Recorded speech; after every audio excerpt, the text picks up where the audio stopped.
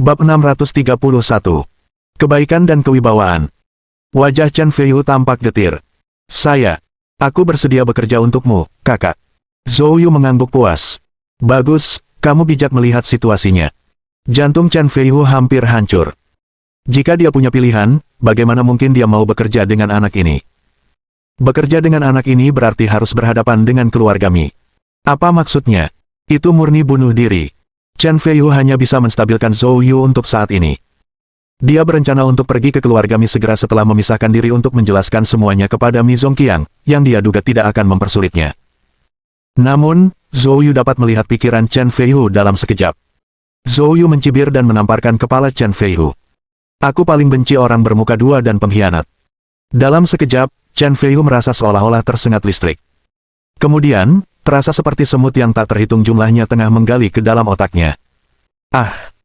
Chen Feiyu memegang kepalanya dengan kedua tangannya, mengacak-acak rambutnya kesakitan, dan berguling terus-menerus.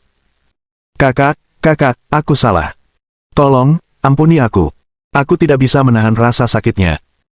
Zhou Yu menatap Chen Feiyu dengan acuh tak acuh dan baru bergerak semenit kemudian untuk mengembalikannya ke keadaan normal. Pada saat itu, Chen Feiyu tergeletak pingsan di tanah bagaikan seekor anjing mati, seluruh tubuhnya basah oleh keringat, darah juga mengalir dari kepalanya, ia tampak sangat menderita.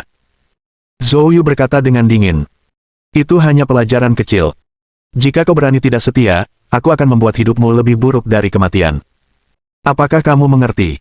Chen Feiyu benar-benar ketakutan sekarang. Dia melolong. "Kakak, aku mengerti. Aku tidak akan pernah mengkhianatimu." Petik 2. Zhou Yu mengulurkan tangan dan menangkap Chen Feiyu, yang tak terkendali terangkat ke udara.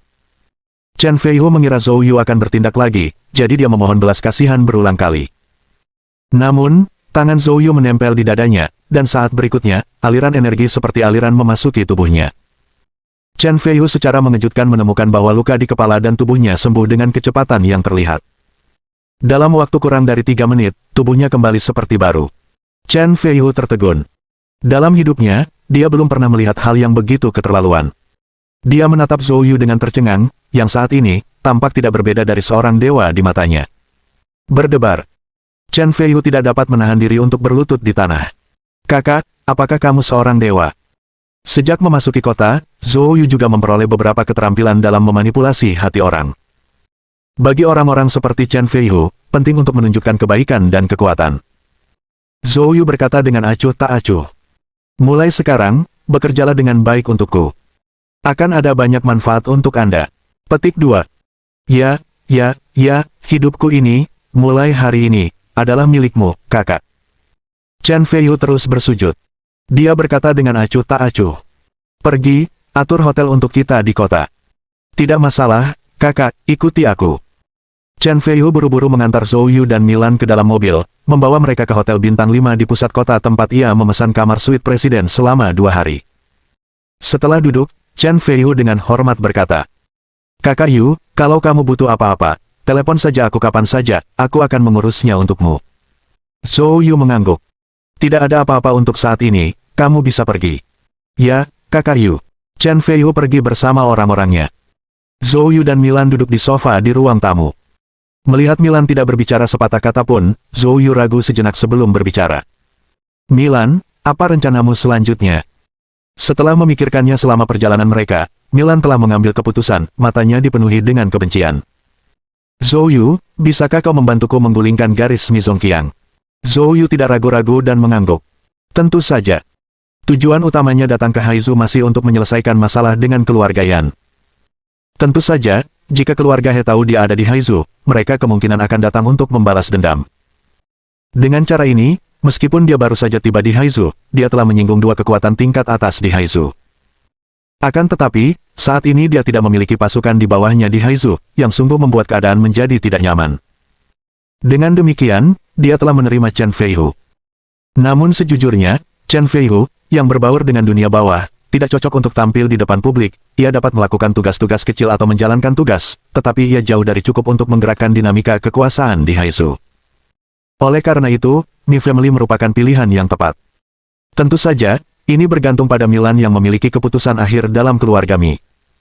Namun, untuk menggulingkan Mi Zongqiang, pertama-tama kita perlu memahami situasi keluarga Mi saat ini. Bagaimana dengan ini? Sepertinya kamu sedang dalam kondisi pikiran yang buruk. Beristirahatlah dengan tenang di hotel selama 2 hari. Setelah kita memiliki pemahaman yang jelas tentang situasi keluargamu, belum terlambat untuk mengambil tindakan. Petik 2. Milan terdiam sejenak, lalu mengangkat kepalanya menatap Zhou Yu. Baiklah, aku akan mendengarkanmu. Zhou Yu tersenyum sedikit. Kalau begitu istirahatlah dengan baik, aku akan keluar sebentar. Zhou Yu bangkit dan pergi. Milan membuka mulutnya, ingin menahan Zhou Yu, tetapi dia tidak tahu harus berkata apa karena Zhou Yu sudah pergi. Zhou Yu meninggalkan kamar Milan dan hendak menuju kamarnya sendiri ketika tiba-tiba, ponselnya berdering. Zhou Yu mengeluarkan ponselnya dan sedikit terkejut. Itu dari Qinlan. Dia menjawab panggilannya. Qinlan, apa yang membuatmu berpikir untuk meneleponku? Qinlan tersenyum dan berkata, Zhou Yu, kamu sekarang berada di kota provinsi Haizu, bukan? Zhou Yu terkejut. Bagaimana kamu tahu? Bab 632. Qinlan terkikik dan berkata, sudah kuduga. Apakah kamu percaya padaku? Zhou Yu menggelengkan kepalanya dan berkata, tidak. Baiklah, aku akan berhenti menggodamu. Aku melihatmu. Petik 2. Saya menelepon Anda sekarang, saya harap saya tidak mengganggu apapun yang penting. Qinlan menggoda. Zhou Yu terkejut namun segera menyadarinya. Kamu juga ada di hotel ini. Saya di lobi hotel, apakah Anda ingin turun? Zhou Yu mengangguk.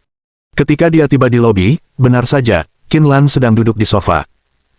Dia mengenakan gaun merah, sepatu hak tinggi kristal, dan kakinya yang panjang seperti batu giok mengintip menggoda, setengah tersembunyi. Hanya duduk di sana, dia bagaikan sebuah mahakarya yang menakjubkan, terlalu indah untuk diungkapkan dengan kata-kata. Para pejalan kaki yang masuk dan keluar hotel tak kuasa menahan diri untuk tidak terkesima dengan keindahan penampilannya yang tiada taraf. Saat itu, Qinlan melihat Zhou Yu. Dia langsung tersenyum cerah dan melambaikan tangan padanya berulang kali. Zhou Yu berjalan mendekat, kekaguman terlihat di tatapannya.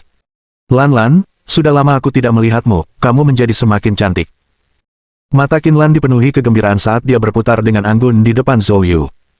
Bukankah gaun ini terlihat sangat bagus? Saya memilihnya secara khusus. Zhou Yu mengangguk. Itu indah. Jadi, apa rencanamu dengan berpakaian seperti ini? Mata Qinlan dipenuhi dengan kegembiraan. Ada saudara saya di Haizu, sepupu saya. Ayah saya mengirim saya untuk mendiskusikan sebuah proyek dengannya. Petik 2. Malam ini, sepupuku mengadakan pesta dan mengundangku untuk hadir. Saya baru saja hendak menuju ke sana. Ngomong-ngomong, Zhou Yu, kenapa kamu ada di sini juga? Gadis yang baru saja pergi bersamamu. Apakah dia milikmu? Kekasih. Qinlan mencondongkan tubuhnya lebih dekat, mata besarnya berbinar nakal saat dia menatap Zhou Yu, ekspresinya menggoda. Zhou Yu tidak dapat menahan diri untuk menepuk kepalanya. Apa yang kamu bicarakan? Aduh. Qinlan menutupi kepalanya dan mundur. Itu adalah teman saya. Dia datang untuk mengurus beberapa urusan dan aku hanya membantunya. Petik 2. Oh, aku mengerti. Qinlan menatap Zhou Yu dengan pandangan penuh arti. Kalau begitu, bisakah kamu membantuku juga? Dengan apa? Ikutlah denganku ke pesta sebentar. Setiap kali saya pergi ke pesta, banyak orang ingin minum bersama saya. Dulu ayahku selalu ada untuk melindungiku, tapi sekarang aku sendirian, jadi aku harus meminta bantuanmu. Petik 2. Qinlan memegang tangan Zhou Yu, tampak menyedihkan. Pria normal tidak akan bisa menahannya. Karena Zhou Yu tidak ada kegiatan malam itu, dia pun setuju saja. Baiklah kalau begitu. Itu bagus. Sudah waktunya kita pergi, ya. Tentu. Keduanya menuju pintu keluar hotel. Begitu mereka keluar, mereka melihat 3 pria setengah baya menunggu di pintu masuk. Para lelaki ini mengenakan setelan jas yang tajam, meskipun perut mereka buncit. Ketika melihat Qinlan, ketiga pria itu segera menyapanya dengan hormat. Merindukan. Qinlan melambaikan tangannya. Paman Liu, Anda tidak perlu menemani saya ke sini. Aku sudah punya seseorang untuk pergi bersama. Petik 2. Pria yang dikenal sebagai Paman Liu terkejut. Namun, sebelum pergi, ketua menginstruksikan kami bahwa kami harus selalu bersama kalian, untuk mencegah kalian minum-minum. Mendengar ini, Zhou Yu mengangkat alisnya dan menatap Qinlan. Qinlan, yang tampak malu, buru-buru memberi isyarat kepada Paman Liu untuk menahannya. Tidak apa-apa, kalian semua bisa kembali. Jika ketua meminta, katakan saja Zhou Yu menemani saya. Dia pasti akan yakin. Paman Liu dan kedua orang lainnya saling bertukar pandang, dan berkata dengan pasrah. Baiklah kalau begitu.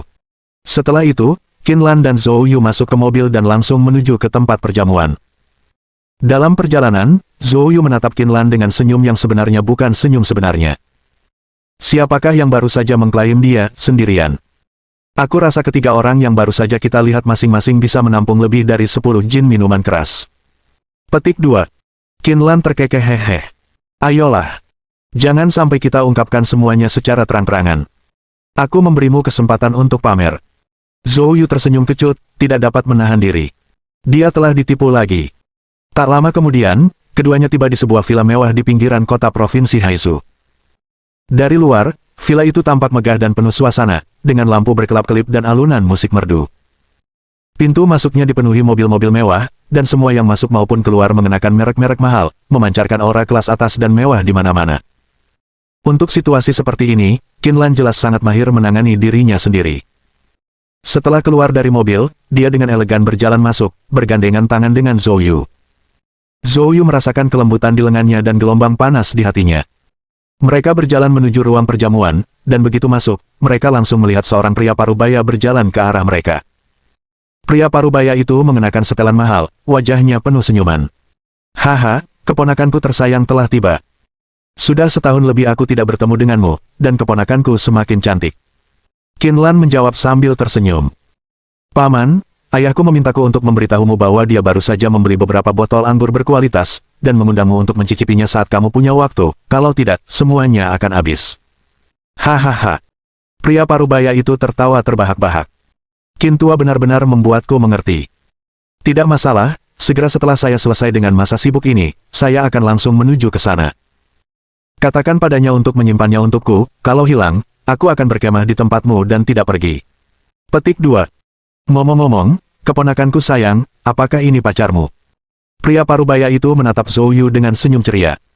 Wajah Qinlan sedikit memerah saat dia dengan cepat memperkenalkan. Dia adalah teman saya, namanya Zhou Yu. Zhou Yu, ini pamanku, Yu Kaiping. Yu Kaiping mengulurkan tangannya sambil tertawa lebar dan berkata, jadi kamu, teman baik keponakanku, senang bertemu denganmu. Ada keramahan alami pada diri Yu Kaiping yang secara spontan menimbulkan kesan baik pada orang lain. Zhou Yu juga tersenyum dan berkata, Yu, senang bertemu denganmu. Petik 2. Jangan terlalu formal, kalau tidak keberatan, panggil saja aku Paman Yu.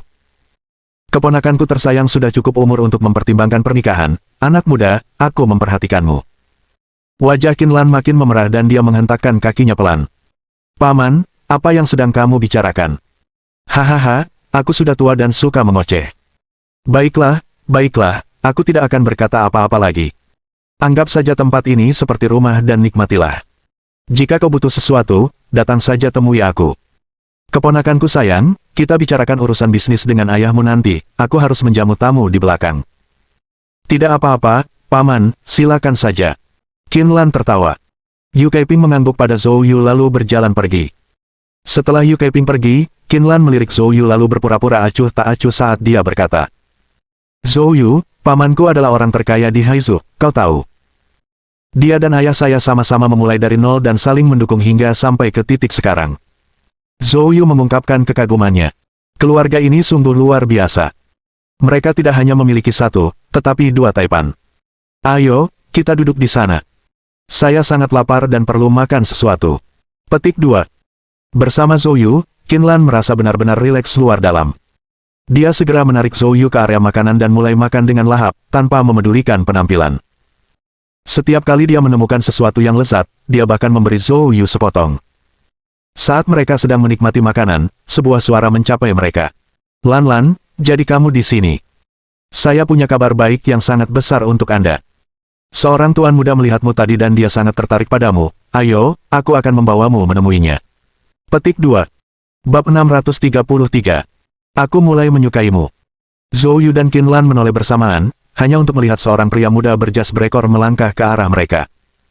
Saat melihat pemuda itu, senyum Qinlan menghilang saat dia berkata dengan dingin. Kamu benar-benar melebih-lebihkan dirimu sendiri. Karena kamu pikir itu keberuntungan besar, pergilah sendiri, jangan ganggu aku. Petik 2. Biarkan aku pergi bersamamu. Bermimpilah.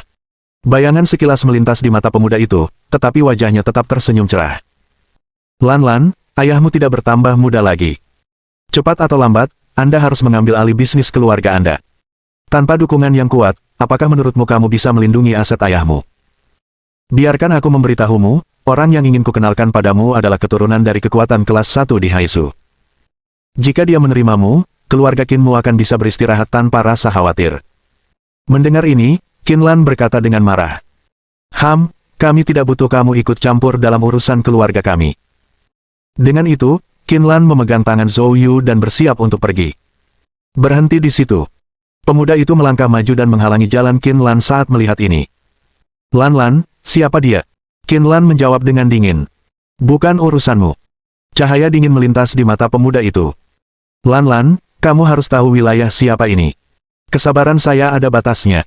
Jika kamu terus berbicara kepadaku dengan sikap seperti itu, jangan salahkan aku karena tidak sopan. Petik 2. Ekspresi Qinlan berubah, dan dia secara naluriah melangkah di depan Zhou Yu. Apa yang kamu inginkan? Pada saat itu, datanglah segerombolan pemuda lain yang dipimpin oleh seorang pemuda berkacamata hitam. Gongsun, aku sudah menunggu lama sekali. Petik 2. Pemuda itu berkata sambil tersenyum. Bukankah kau bersumpah kau bisa segera membawa wanita cantik yang aku sukai itu? Sepertinya kali ini kau membanggakan dirimu sendiri. Gongsun Lu merasakan sedikit rasa jengkel dan segera berkata, aku mengalami sedikit masalah. Petik 2. Tapi tenang saja, aku akan menanganinya segera. Setelah mengatakan ini, Gongsun Lu menatap Qinlan dengan tatapan dingin. Lan, kamu pernah mendengar tentang keluarga Mi dari Haizu, bukan? Perkenalkan, ini tuan muda keluarga Mi Zongqiang. Keluarga Mi sekarang berada di bawah kendali ayahnya. Petik 2. Jika aku menyukaimu, itu adalah keberuntunganmu. Dengan perlindungan keluarga Mi, keluarga Qin Anda tidak perlu khawatir lagi akan rasa takut. Petik 2. Jika kamu masih tidak tahu berterima kasih, jangan salahkan aku karena tidak sopan. Mendengar ini, Zhou Yu mengangkat alisnya. Mi Zongqiang. Dia ingin belajar lebih banyak tentang Mi Zongqiang dan keluarga Mi. Dia tidak menyangka mereka akan datang kepadanya secepat ini. Kemarahan menguras warna dari wajah Qinlan, dan tepat saat dia hendak membalas, Zhou Yu tiba-tiba berbicara. Lan, siapa orang ini yang bertingkah angkuh dan sombong? Qinlan berkata dengan marah. Namanya Gongsun Lu, keponakan pamanku, dia seperti sepupu bagiku. Selain itu, dia punya tuan, yang diundang pamanku untuk memberikan persembahan dan perlindungan. Zhou Yu mengerutkan kening. Jadi, kalian adalah saudara. Kenapa orang ini begitu jahat? Kalimat ini langsung melekat di wajah Gongsun Lu. Dia menatap lurus ke arah Zhou Yu. Apa katamu? Berani mengatakannya lagi. Zhou Yu terkekeh dingin. Apakah ada masalah dengan apa yang saya katakan? Kamu, bicara seperti itu dan masih berani bertindak seperti saudara bagi seseorang. Kau mencari kematian. Gongsun Lu berteriak dengan marah sambil melayangkan pukulan ke arah Zhou Yu, tinjunya membawa kekuatan yang dahsyat. Oh, benar-benar pemarah. Zhou Yu terkekeh ringan. Dia telah lama melihat bahwa Gongsun Lu adalah seorang seniman bela diri, tetapi kekuatannya hanya rata-rata, pada puncak tahap transformasi energi. Zhou Yu dengan tenang dan tidak tergesa-gesa, melingkarkan lengannya di pinggang Qinlan, menariknya ke dalam pelukannya, lalu melayangkan pukulannya sendiri. Bang! Tinju mereka bertabrakan dalam sekejap. Zhou Yu tetap tidak bergerak, sementara ekspresi Gongsun Lu berubah drastis saat ia terpental mundur. Buk! Kaki Gongsun Lu menghentak keras ke lantai beberapa kali, namun pada akhirnya dia gagal menyeimbangkan diri dan terjatuh ke tanah, menjatuhkan meja anggur di belakangnya. Dalam sekejap, gelas-gelas dan botol-botol anggur pecah berserakan di lantai. Kerumunan itu tersentak kaget, semua menoleh ke arah mereka. Gongsun Lu tercengang oleh pukulan itu dan lambat bereaksi. Ketika dia akhirnya merasakan tatapan dari sekelilingnya, amarah berkobar di matanya. Sialan, beraninya kau menyentuhku. Gongsun Lu meraung dan berusaha bangkit, tetapi begitu dia mengerahkan diri, dia merasakan manis di tenggorokannya, dan aliran darah hangat mengalir keluar. Pukulan ini telah menimbulkan cedera internal, dia bahkan tidak dapat berdiri lagi. Kerumunan di sekitarnya segera menunjukkan ekspresi keheranan. Bukankah dia murid kesayangan Guru Qi? Bagaimana dia bisa dipukuli di sini? Saya dengar Guru Qi sangat protektif. Ini akan menarik. Orang-orang menunjuk dan berbisik, banyak yang telah melihat seluruh proses memandang Zhou Yu dengan rasa iba. Orang ini, dia sudah tamat. Mi Zongqiang, yang berdiri di dekatnya, menyipitkan matanya saat menatap Zhou Yu, seringai dingin terpancar di matanya, dan dia langsung berteriak ke arah pintu masuk. Keamanan, keamanan. Mendengar panggilan Mi Zongqiang, sekelompok orang berpakaian seragam keamanan berlari menghampiri. Melihat bahwa memang Gong Sun Lu yang tergeletak di tanah, mereka bergegas menolongnya. Seseorang yang tampak seperti pemimpin tim bertanya dengan cemas. Tuan Muda Lu, apakah Anda baik-baik saja? Gong Sun Lu menunjuk ke arah Zhou Yu sambil berteriak. Orang ini membuat masalah, hajar dia. Mendengar ini, pemimpin tim keamanan segera menoleh ke Zhou Yu dan berkata dengan dingin. Mencari kematian. Begitu kata-kata itu terucap, sang pemimpin melambaikan tangannya, dan kelompok itu menyerbu Zhou Yu, mengepungnya.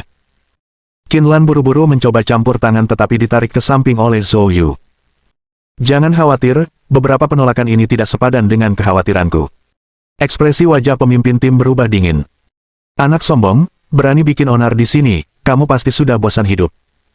Setelah berkata demikian, dia mengambil inisiatif untuk menyerang. Saat dia melancarkan pukulan, ledakan bergema di udara. Seketika seseorang dari kerumunan berseru. Seorang ahli bawaan. Aku tidak menyangka bahwa di pesta keluarga Yu, mereka akan mempekerjakan seorang ahli bawaan untuk keamanan. Anak ini sudah tamat. Namun, bagi Zhou Yu, orang yang dimaksud, dia hanya tersenyum pada Qin Lan dan kemudian melangkah maju. Momen berikutnya. Ledakan. Niat pukulan yang mengerikan meledak dari tubuh Zhou Yu. Bab 634. Tinju bintang yang menghancurkan. Pemimpin tim keamanan melancarkan pukulan, namun belum mengenai Zhou Yu ketika dia merasa seolah-olah tsunami besar datang langsung ke arahnya. Bang! Pemimpin tim keamanan, seolah-olah dipukul langsung oleh palu, terlempar ke belakang, jatuh dengan keras ke lantai. Lantainya hancur berkeping-keping. Petik 2. Untuk sesaat, semua orang tercengang. Apa yang telah terjadi? Seorang master bawaan tumbang hanya dengan satu gerakan. Tidak, apakah orang itu melakukan suatu tindakan? Saya tidak melihatnya. Saat ini, Gong Sun Lu dan Mi Zongqiang juga tercengang. Mereka tidak menyangka bahwa anak yang tampaknya biasa saja ini bisa begitu kuat. Jika kamu tidak pergi sekarang, kamu akan menjadi korban berikutnya. Zhou Yu berkata dengan acuh tak acuh. Gong Sun Lu pulih dari keterkejutannya, menatap tajam ke arah Zhou Yu, matanya dingin dan sekarang dipenuhi rasa iri. Di usia yang sama, dia hanya berada di puncak alam energi manifestasi, namun anak ini telah mengalahkan master alam bawaan awal dengan satu gerakan. Bakat seperti itu, jika tidak bisa menjadi miliknya, maka harus dihancurkan. Ekspresi Gong Sun Lu berubah dingin saat dia berkata, baiklah. Aku meremehkanmu, karena mampu dengan mudah mengalahkan master bawaan awal. Sepertinya kamu pasti berada di alam bawaan agung. Petik 2. Untuk seseorang seusiamu, mencapai level ini sungguh menakjubkan. Namun, kau lupa satu hal, wilayah ini dilindungi oleh tuanku. Berani kau menyerang orang-orangku di sini, tidak peduli seberapa kuatnya kau tidak akan bisa meninggalkan tempat ini. Petik 2. Setelah berkata demikian, dia menatap Qin Lan. Lan, sekarang, aku perintahkan kau untuk datang ke sini, ke sisi Zhongwei. Kalau begitu, aku akan memaafkanmu karena membawa anak ini ke sini dan menyebabkan masalah. Petik 2. Mengenai anak ini, saya bisa pastikan, dia akan menjadi lumpuh. Mi Zhongwei jelas sangat puas dengan kata-kata Gong Sun Lu, matanya berbinar saat menatap Qin Lan. Iya benar sekali. Selama kamu bisa membuatku bahagia, melindungi keluarga Qin adalah masalah sepele. Qin Lan gemetar karena marah. Tidak tahu malu.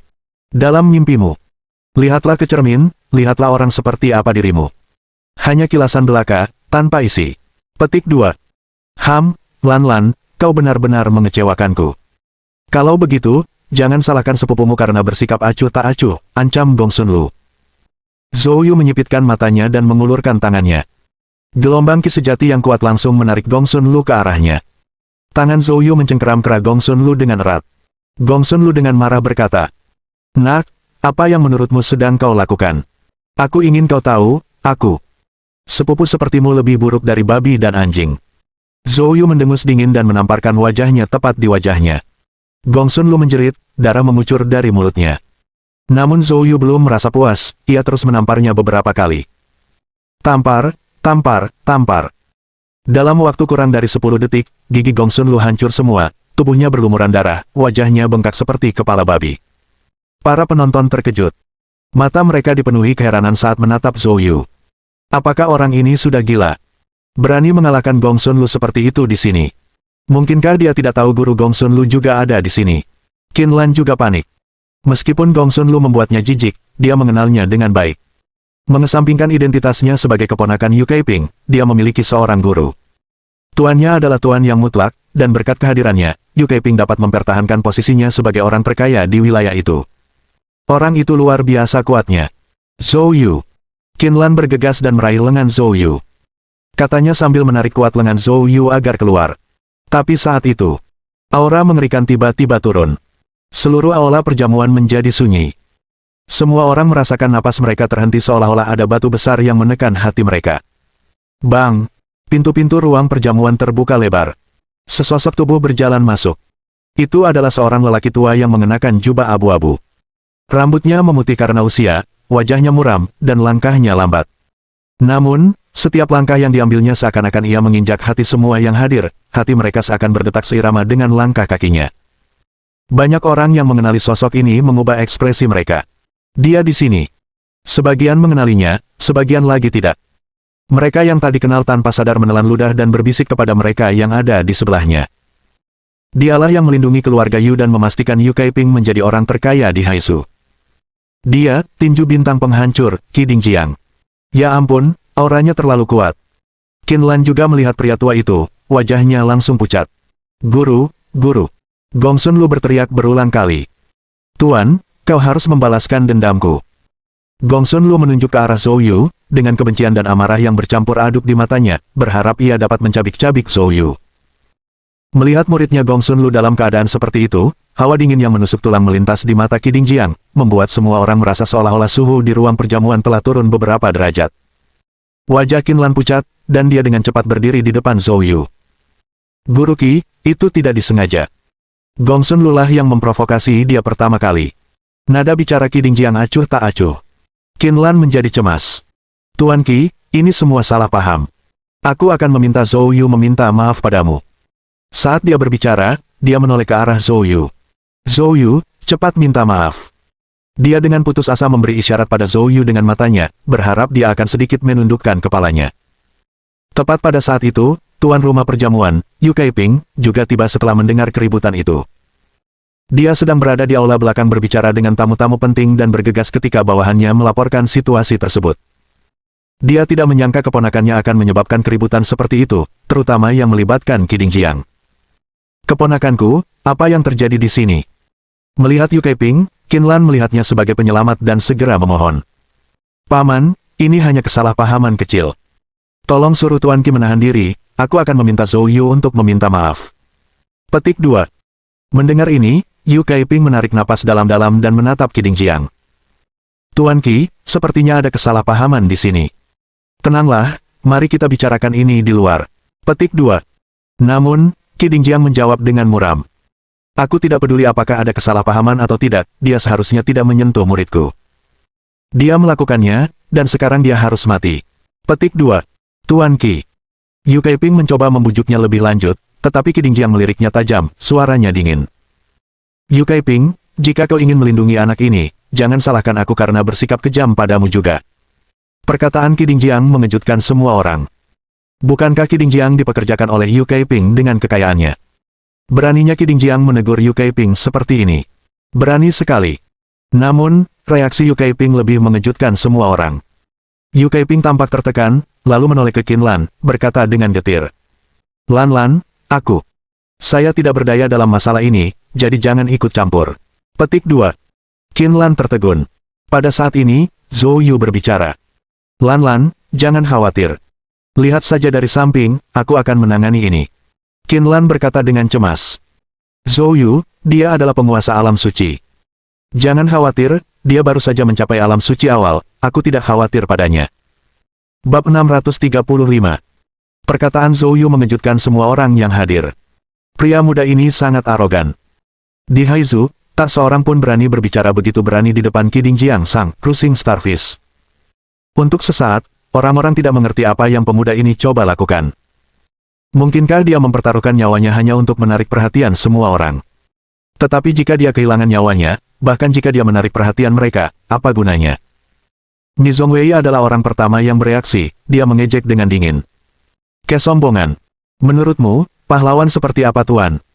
Qi, apa kau akan membiarkan anak sepertimu menghinanya di sini? Jika Tuan Qi tidak membunuhmu, keluarga Miku akan melumpuhkanmu karenanya. Petik 2. Perkataan Mi Zongwei tampaknya mendukung Qi Dingjiang, tetapi sebenarnya, mereka memaksa Qi Dingjiang untuk bergerak melawan Zhou Yu. Benar saja, raut wajah Qi Dingjiang berubah sangat gelap, dan matanya dipenuhi niat membunuh. Hanya seorang anak yang sombong, aku tidak butuh orang lain untuk menanganimu. Nak, berlututlah, dan aku mungkin akan membiarkanmu mati dengan cepat. Jika kau mencoba melawan, aku akan membuat hidupmu lebih buruk dari kematian. Petik 2. Zhou Yu tampak tidak terkesan dan berbicara dengan ringan. Orang tua, jangan bicara terlalu percaya diri, awas saja nanti ada reaksi negatif. Qi Dingjiang sangat marah. Tanpa basa-basi lagi, dia langsung bergerak, guntur bergemuruh di bawah kakinya saat dia menyerang Zhou Yu. Qin Lan berteriak ketakutan. Zhou Yu tenang. Dia menempelkan telapak tangannya di punggung Qin Lan, dan tubuhnya langsung diselimuti oleh ki sejati yang lembut, memindahkannya ke samping Yu Kaiping. Gerakan ini memiliki kemegahan menghadapi runtuhnya Gunung Tai tanpa mengubah warna. Pada saat itu, Gong Sun Lu mencibir dengan sinis. Menggelikan, membuat pertunjukan di ambang kematian. Tepat saat itu, Qi Dingjiang telah mencapai Zhou Yu, melancarkan pukulan dari udara, tinjunya bahkan berkilauan dengan cahaya bintang. Zhou Yu pun bergerak, melayangkan pukulan sederhana namun langsung. Namun pada saat pukulan itu dilayangkan, beberapa gangjin yang berbentuk naga tiba-tiba muncul. Bang! Pukulan-pukulan itu saling beradu. Tepat setelah itu, gelombang gangjin menyebar, dan sosok Qi Dingjiang benar-benar terdorong mundur oleh pukulan itu. Mustahil. Wajah Qi Dingjiang berubah tiba-tiba. Dia telah menggunakan jurus andalannya, tinju bintang penghancur. Meskipun dia tidak mengerahkan seluruh kekuatannya, tetap saja, melepaskan sekitar 60 hingga 70% kekuatan seharusnya tidak membuat Zhou Yu selamat, tetapi malah membuatnya terpental. Qi Dingjiang dipenuhi rasa tidak percaya. Akan tetapi, Zhou Yu tidak akan menunggu dia tersadar. Memanfaatkan momen linglungnya, Zhou Yu melayangkan pukulan lain. Diperkuat oleh kekuatan geng naga, pukulan ini luar biasa cepat dan kuat, serta langsung mengenai wajahnya. Jika mendarat dengan keras, bahkan Qi Dingjiang akan terluka parah. Bagaimanapun juga, Qi Dingjiang merupakan tokoh terkenal selama bertahun-tahun dan, meskipun terkejut dengan kinerja Zhou Yu, keterampilan bertarungnya yang naluriah masih membantunya. Dia langsung meraung, semburan energi darah yang kuat meledak darinya, menggunakan kekuatan pukulan Zhou Yu untuk melayang mundur dan menghindari serangan itu. Meskipun tindakan menghindar itu agak memalukan, Qi Dingjiang bukanlah tipe orang yang peduli dengan menyelamatkan muka, sebaliknya, ia akan menggunakan segala cara yang diperlukan untuk menang. Setelah menghindari serangan itu, wajah Qi Dingjiang berubah antara keruh dan cerah. Petik 2. Kamu hanya berada di alam bawaan, bagaimana kamu bisa menahan pukulanku ini? Zhou Yu mencibir. Apa, kamu butuh aku untuk mengajarimu di sini dan sekarang? Maaf, saya tidak tertarik memberi petunjuk apapun kepada orang tua seperti Anda. Qi Dingjiang yang murka mendengus dingin, melepaskan kekuatan penuh dari tinju bintang penghancurnya. Dalam sekejap, cahaya bintang meledak, dan energi dahsyat melonjak liar. Zhou Yu tetap tenang dan kalem, tidak gentar saat membalas dengan pukulan. Para penonton, yang sebagian besar adalah masyarakat biasa, tidak menyangka Zhou Yu mampu bertahan melawan Qi Dingjiang begitu lama. Tampaknya tidak dapat dipercaya, namun tidak seorang pun percaya bahwa Zhou Yu dapat mengalahkan Qi Dingjiang. Namun, mereka tidak menyadari bahwa hati Qi Dingjiang telah diterjang oleh ombak yang besar. Kehebatan Zhou Yu jauh melampaui ekspektasinya. Dia dipenuhi dengan keheranan. Dari mana monster kecil ini berasal? Mengapa dia belum pernah mendengar tentangnya sebelumnya?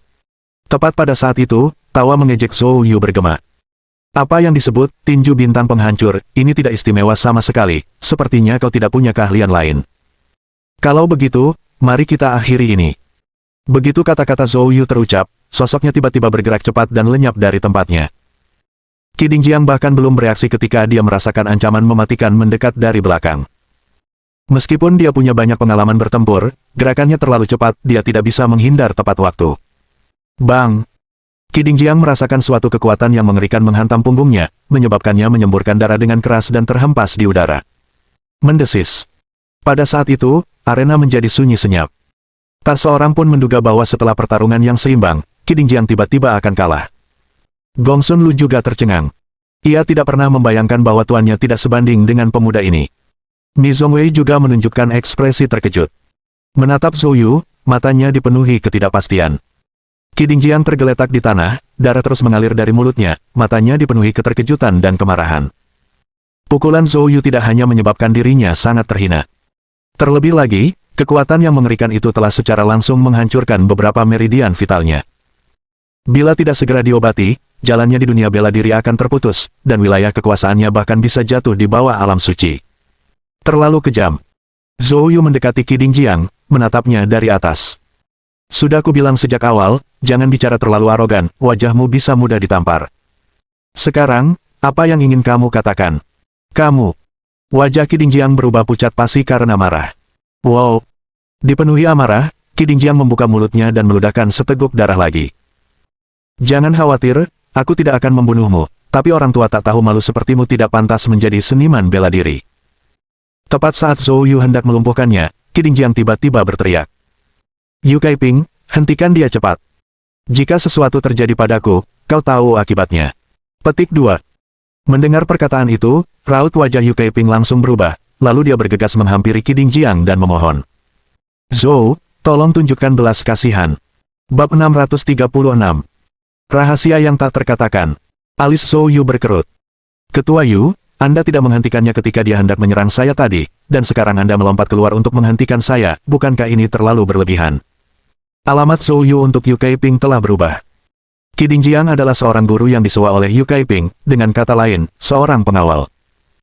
Berdasarkan semua pertimbangan, Yu Kaiping seharusnya menjadi tuan dan Qi Dingjiang menjadi pelayan. Namun sikap Qi Dingjiang terhadap Yu Kaiping benar-benar tak terkendali, bahkan lancang, dan Yu Kaiping hanya menerimanya begitu saja. Dan sekarang, mengabaikan hidup dan matinya sendiri, dia masih melindungi Qi Dingjiang. Mengapa demikian?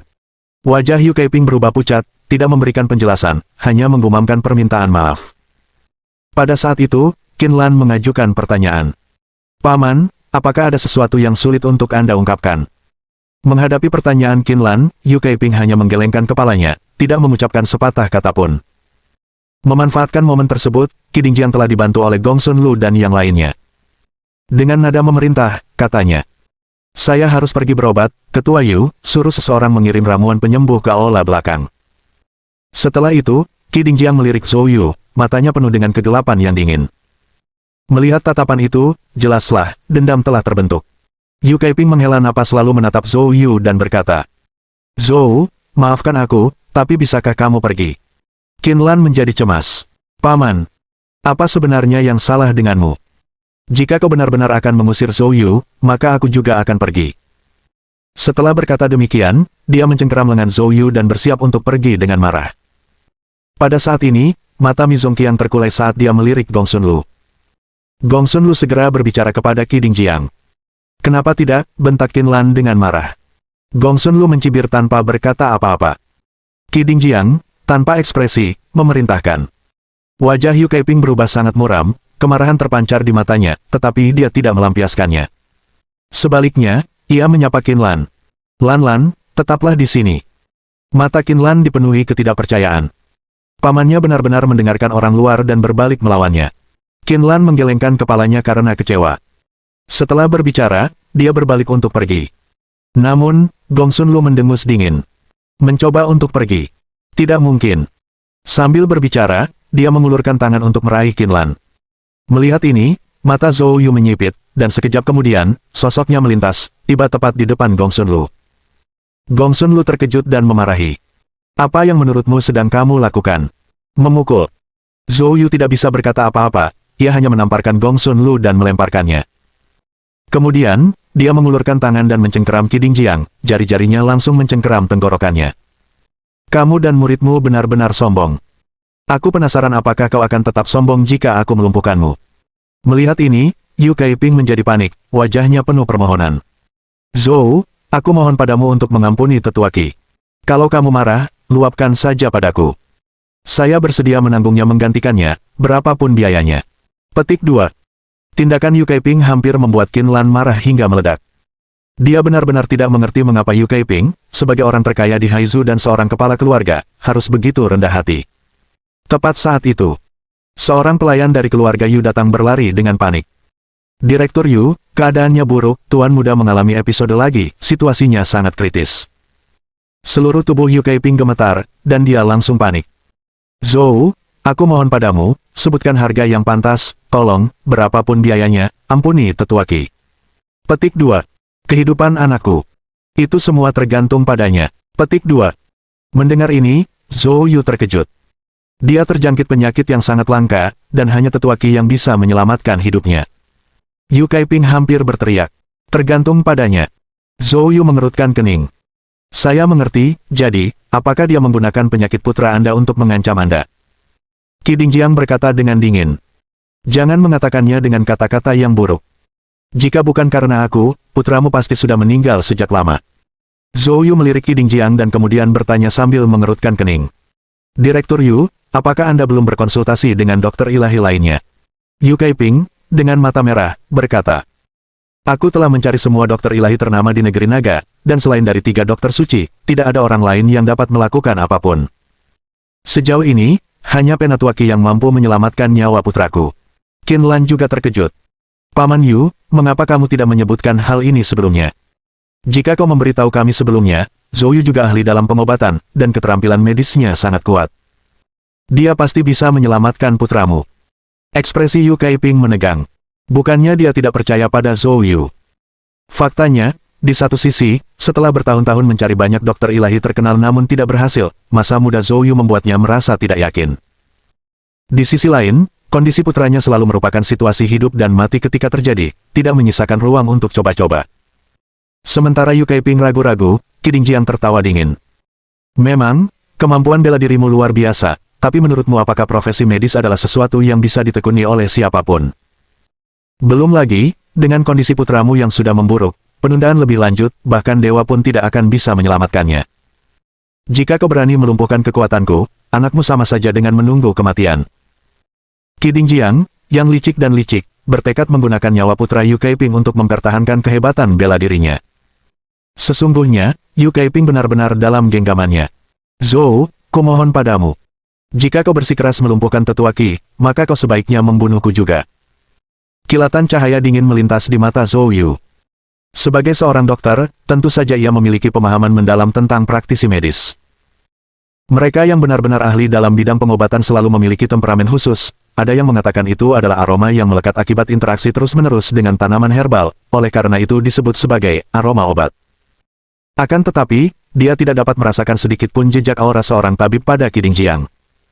Zhou Yu penasaran ingin tahu apa yang dimainkan Qi Dingjiang.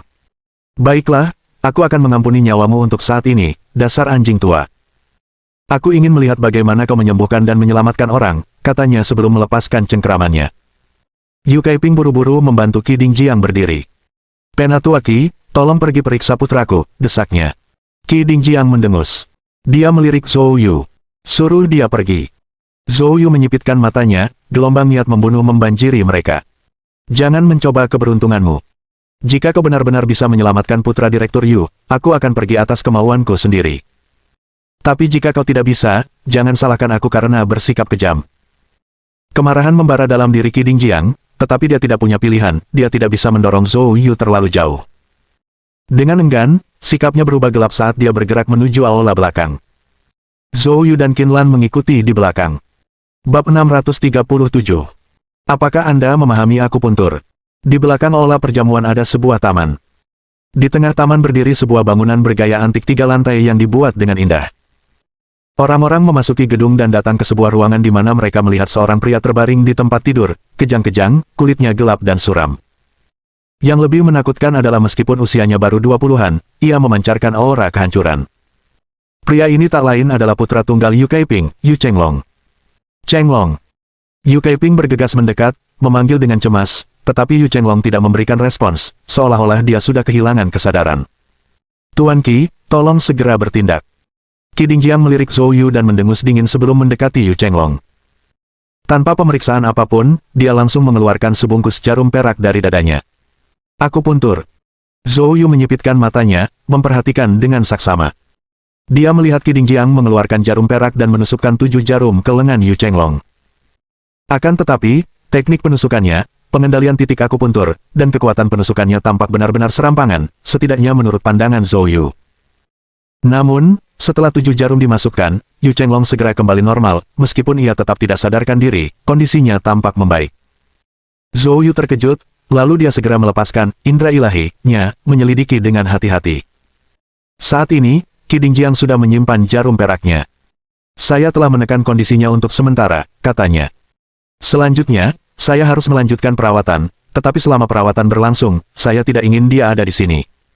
Biarkan dia pergi. Qi Dingjiang menunjuk Zhou Yu dan memberi perintah dengan dingin. Dia juga harus tinggal, tambahnya.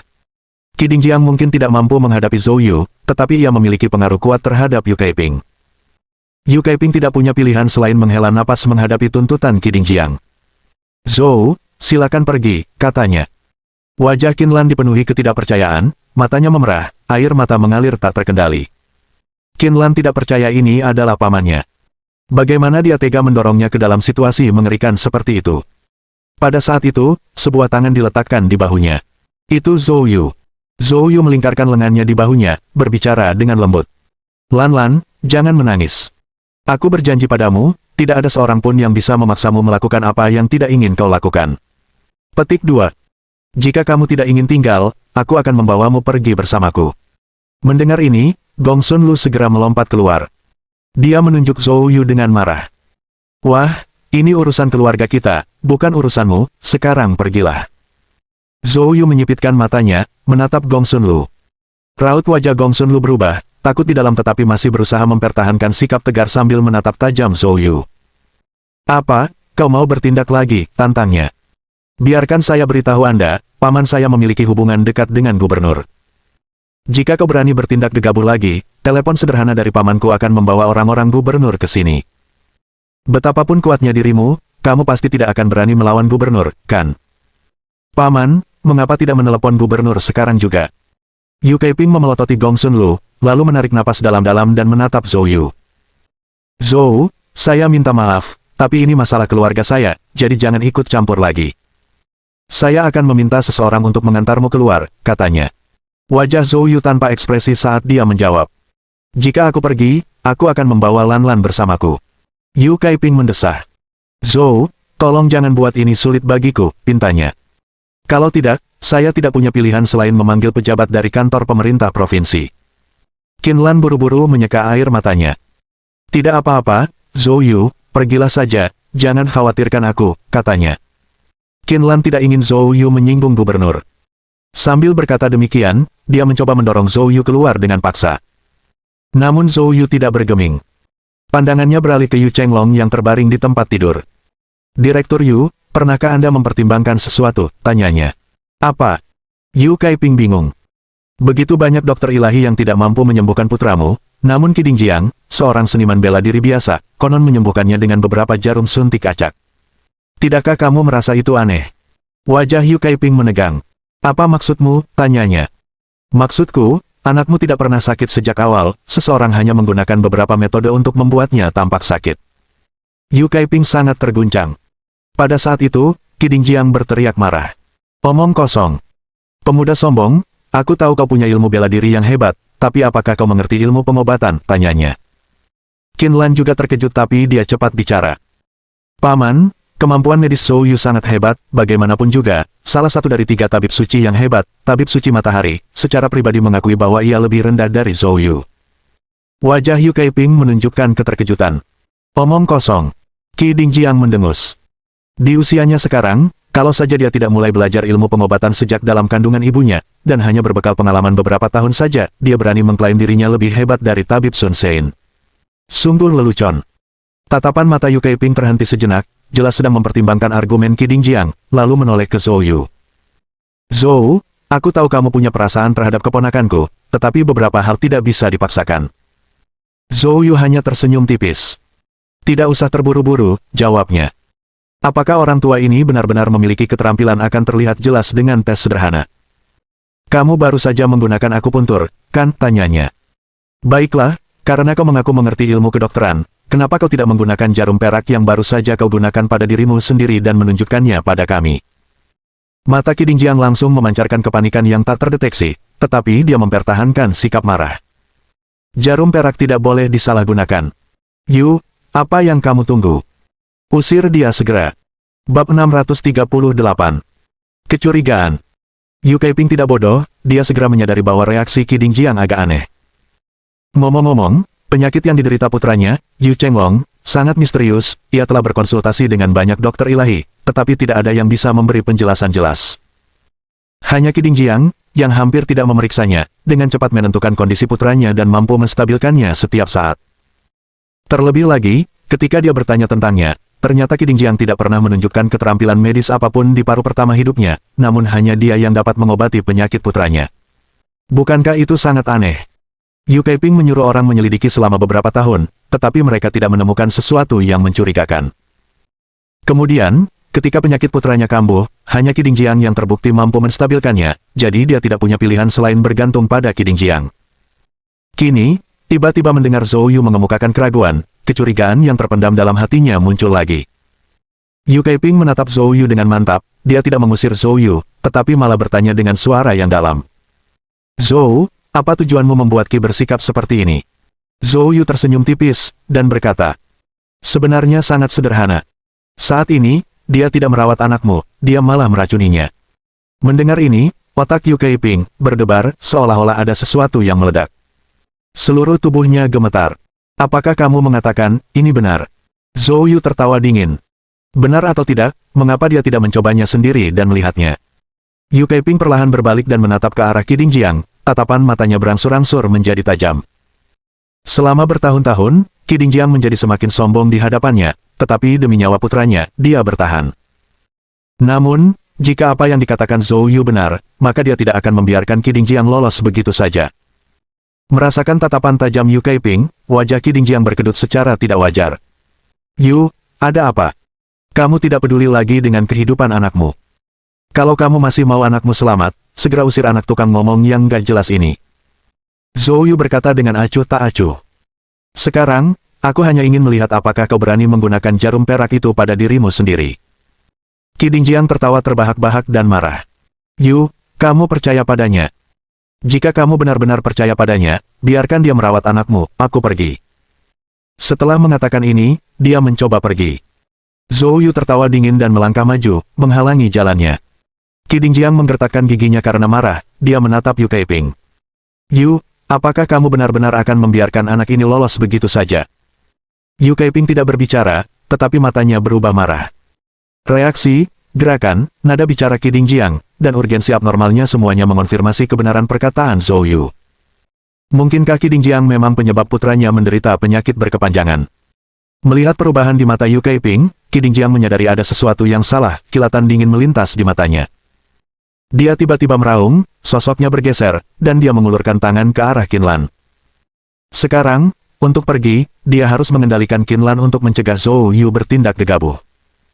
Namun, Qi Dingjiang tidak tahu bahwa semua tindakannya dirasakan oleh sentuhan ilahi Zhou Yu. Saat Qi Dingjiang bergerak, Zhou Yu juga bergerak. Dia segera menggunakan Mountain River Step dan muncul di depan Qinlan. Tangan Qi Dingjiang yang hampir berada di leher Qinlan, tidak pernah menyangka Qinlan di depannya tiba-tiba berubah menjadi Zhou Yu. Sudah terlambat untuk menarik tangannya. Bibir Zhou Yu sedikit melengkung saat dia cepat mengulurkan tangannya, langsung meraih pergelangan tangan Qi Dingjiang. Saat berikutnya, beberapa gangjin berbentuk naga muncul di lengan Zhou Yu. Retakan. Lengan Qi Dingjiang langsung dipatahkan oleh Zhou Yu. Qi Dingjiang menjerit kesakitan dan jatuh berlutut. Gongsun Lu dan Mi Zongwei yang berdiri di dekatnya, ekspresi mereka berdua berubah. Gongsun Lu meraung dengan marah. Dia lalu menatap ke arah Yu Kaiping dan berkata dengan nada mendesak. Paman, apakah kamu benar-benar akan membiarkan tuanku dipermalukan oleh anak ini? Di usianya sekarang, bagaimana mungkin dia tahu ilmu pengobatan? Kalau terjadi apa-apa pada majikanku, adikku pasti sudah mati. Yu Kaiping, meski tampak tenang, jelas berjuang untuk menahan amarah dalam dirinya. Dia menatap Qi Dingjiang dan berkata perlahan. Qi Tua, lakukan seperti tuan. Kata Zhou. Jika kau bisa membuktikannya, aku jamin, aku akan membuatnya membayar harganya. Petik 2. Wajah Qi Dingjiang berubah sangat jelek, dan dia dengan marah berkata. Saya lebih baik mati daripada dipermalukan oleh anak muda ini. Qi Dingjiang tampak seolah-olah lebih memilih mati daripada menuruti perintahnya. Zhou Yu mencibir. Kau pikir kau bisa bersikap keras kepala dan aku tidak punya cara untuk menghadapimu. Sambil berkata demikian, Zhou Yu cepat-cepat mengulurkan tangannya, mencengkeram tulang belikatnya, membuatnya tak dapat mengerahkan tenaga, sementara tangannya yang lain telah mencabut sebungkus jarum perak dari tangan Qi Dingjiang. Zhou Yu dengan cekatan membuka bungkusan itu dan mengeluarkan 7 jarum perak yang sebelumnya digunakan Qi Dingjiang. Jika kamu tidak mau melakukannya, biarkan aku membantumu. Zhou Yu mengambil jarum perak, hendak menusukkannya ke tubuh Qi Dingjiang. Qi Dingjiang panik. Dia langsung berteriak. Zhou Yu menghentikan tangannya, menatap Qi Dingjiang. Sebenarnya, masalah ini. Wajah Qi Dingjiang menampakkan kesulitan, ekspresi penyesalan di wajahnya. Tepat saat perhatian semua orang tertuju padanya, kilatan ganas tiba-tiba melintas di matanya. Qi Dingjiang meraung, tinjunya menghantam jantungnya dengan kuat. Dalam sekejap, kulitnya berubah menjadi merah darah, dan ia mulai membesar dengan cepat. Meskipun Zhou Yu tidak tahu teknik kultivasi apa ini, jelas Qi Dingjiang bermaksud menyeretnya ke bawah hingga mati. Zhou Yu menyipitkan matanya dan mencibir. Tuan muda ini belum cukup hidup dan tidak ingin mati bersamamu. Roh primordialnya langsung meninggalkan tubuhnya. Zhou Yu mengendalikan roh primordial, menyerang keras lautan kesadaran Qi Dingjiang. Suara benturan senyap pun terjadi setelahnya. Qi Dingjiang gemetar seluruh tubuhnya, wajahnya langsung pucat pasi saat darah muncrat dari 7 lubangnya. Tubuhnya, seperti balon kempes, dengan cepat menyusut. Zhou Yu tidak berhenti tetapi dengan mulus mengeksekusi teknik pengendalian jiwa. Saat berikutnya, pandangan Qi Dingjiang menjadi kosong, kehilangan kesadaran sepenuhnya. Zhou Yu berbicara dengan acuh tak acuh. Apa sebenarnya masalah racun di dalam tubuh Yu Chenglong? Bab 639 melarikan diri. Di bawah pengaruh teknik pengendalian jiwa, mata Qi Dingjiang menjadi tumpul, dan dia sepenuhnya kehilangan kemampuan untuk melawan. Muridku Gongsun Lu yang memberiku racun itu. Petik 2. Begitu kata-kata itu keluar, semua orang tercengang. Yu Kaiping segera melihat ke arah Gongsun Lu.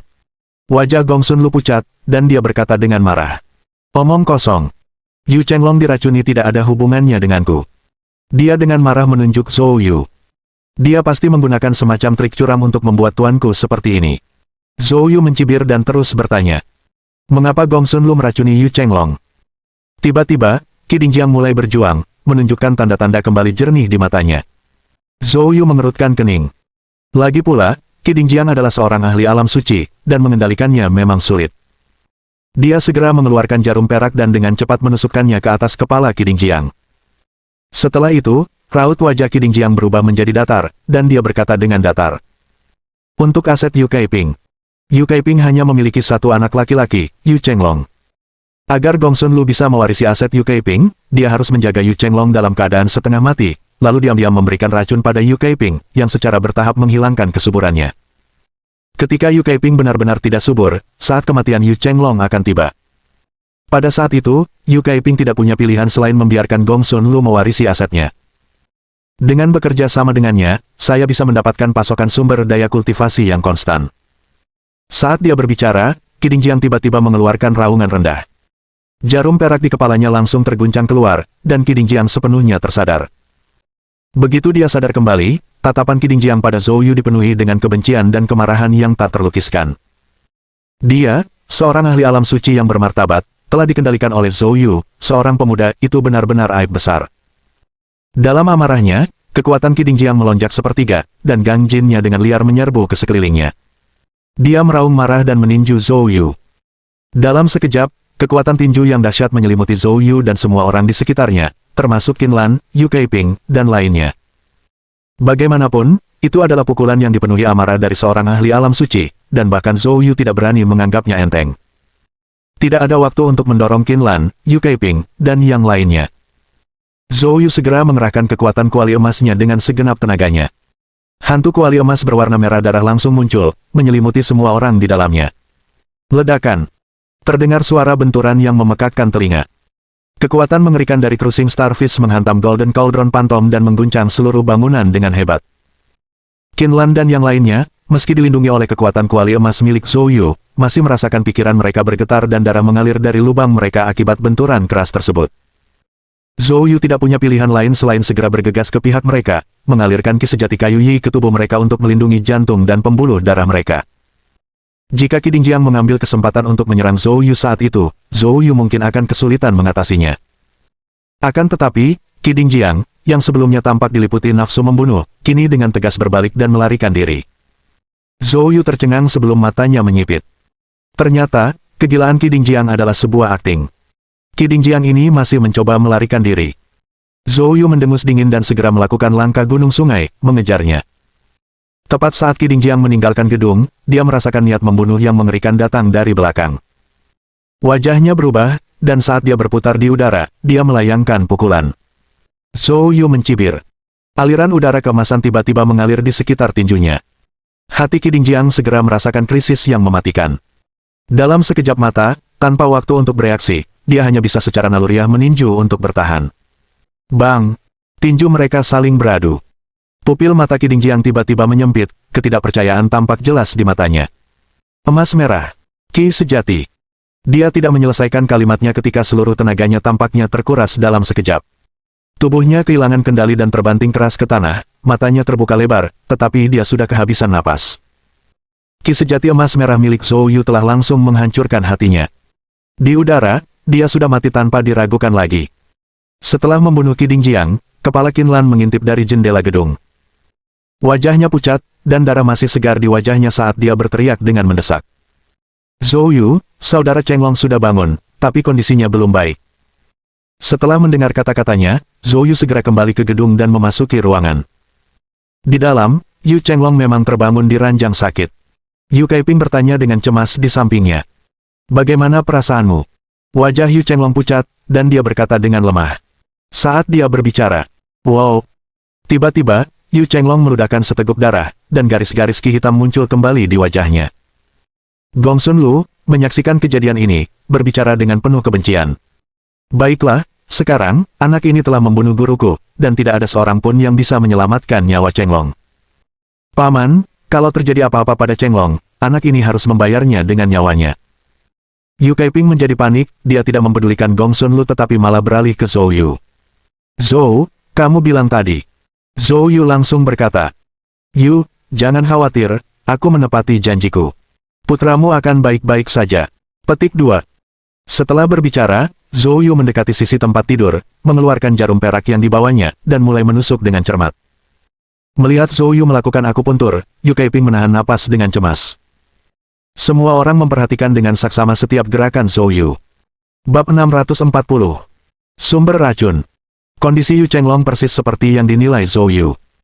Ia sendiri tidak memiliki masalah, tetapi Qi Dingjiang secara teratur meracuninya dengan jarum perak, yang membuatnya berada dalam kondisi hampir mati. Ngomong-ngomong, racun yang digunakan Qi Dingjiang cukup aneh. Bahkan Zhou Yu belum pernah melihatnya sebelumnya.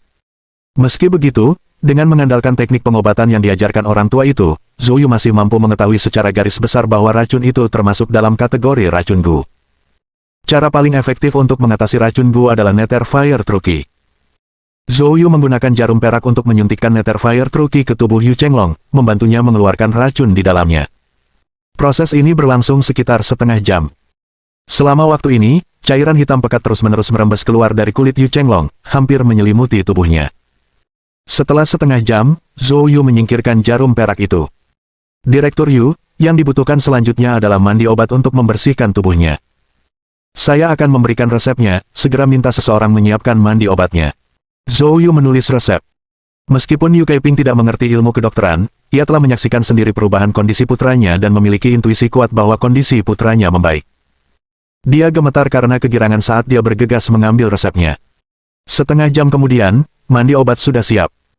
Zhou Yu menyuruh orang mengangkat Yu Chenglong ke dalam bak mandi, lalu menempelkan telapak tangannya ke bak mandi, dan saat Nether Fire True Qi mengalir deras, uap mulai mengepul dari bak mandi dalam sekejap. Pemandangan ini benar-benar membuat Yu Kaiping dan yang lainnya tercengang.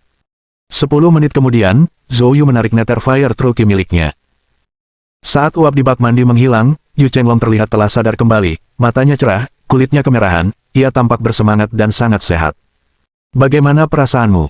Yu Kaiping bertanya dengan penuh semangat. Ayah, aku merasa sangat baik, sangat nyaman. Sepertinya penyakitku sudah hilang, kata Yu Chenglong, suaranya bergetar. Yu Kaiping tertawa seperti anak kecil. Dia lalu berbalik menatap Zhou Yu. Zhou Yu berkata dengan acuh tak acuh. Ekspresi Yu Kaiping berhenti sejenak sebelum dia memaksakan senyum. Tadi kamu masih memanggilku Paman Yu, dan sekarang bahkan alamatnya sudah berubah. Sepertinya kamu masih kesal padaku. Petik 2. Zhou, aku benar-benar tidak punya pilihan mengenai masalah dengan Qi Dingjiang, dan aku bersikap kasar padamu. Saya minta maaf. Yu Kaiping membungkuk dalam-dalam. Yu Kaiping melambaikan tangannya, memberi isyarat kepada para pelayan untuk membawa cek. Mulai hari ini, Anda adalah tamu kehormatan keluarga Yu. Jika kau membutuhkan sesuatu, aku, Yu Kaiping, akan berusaha sekuat tenaga. Petik 2.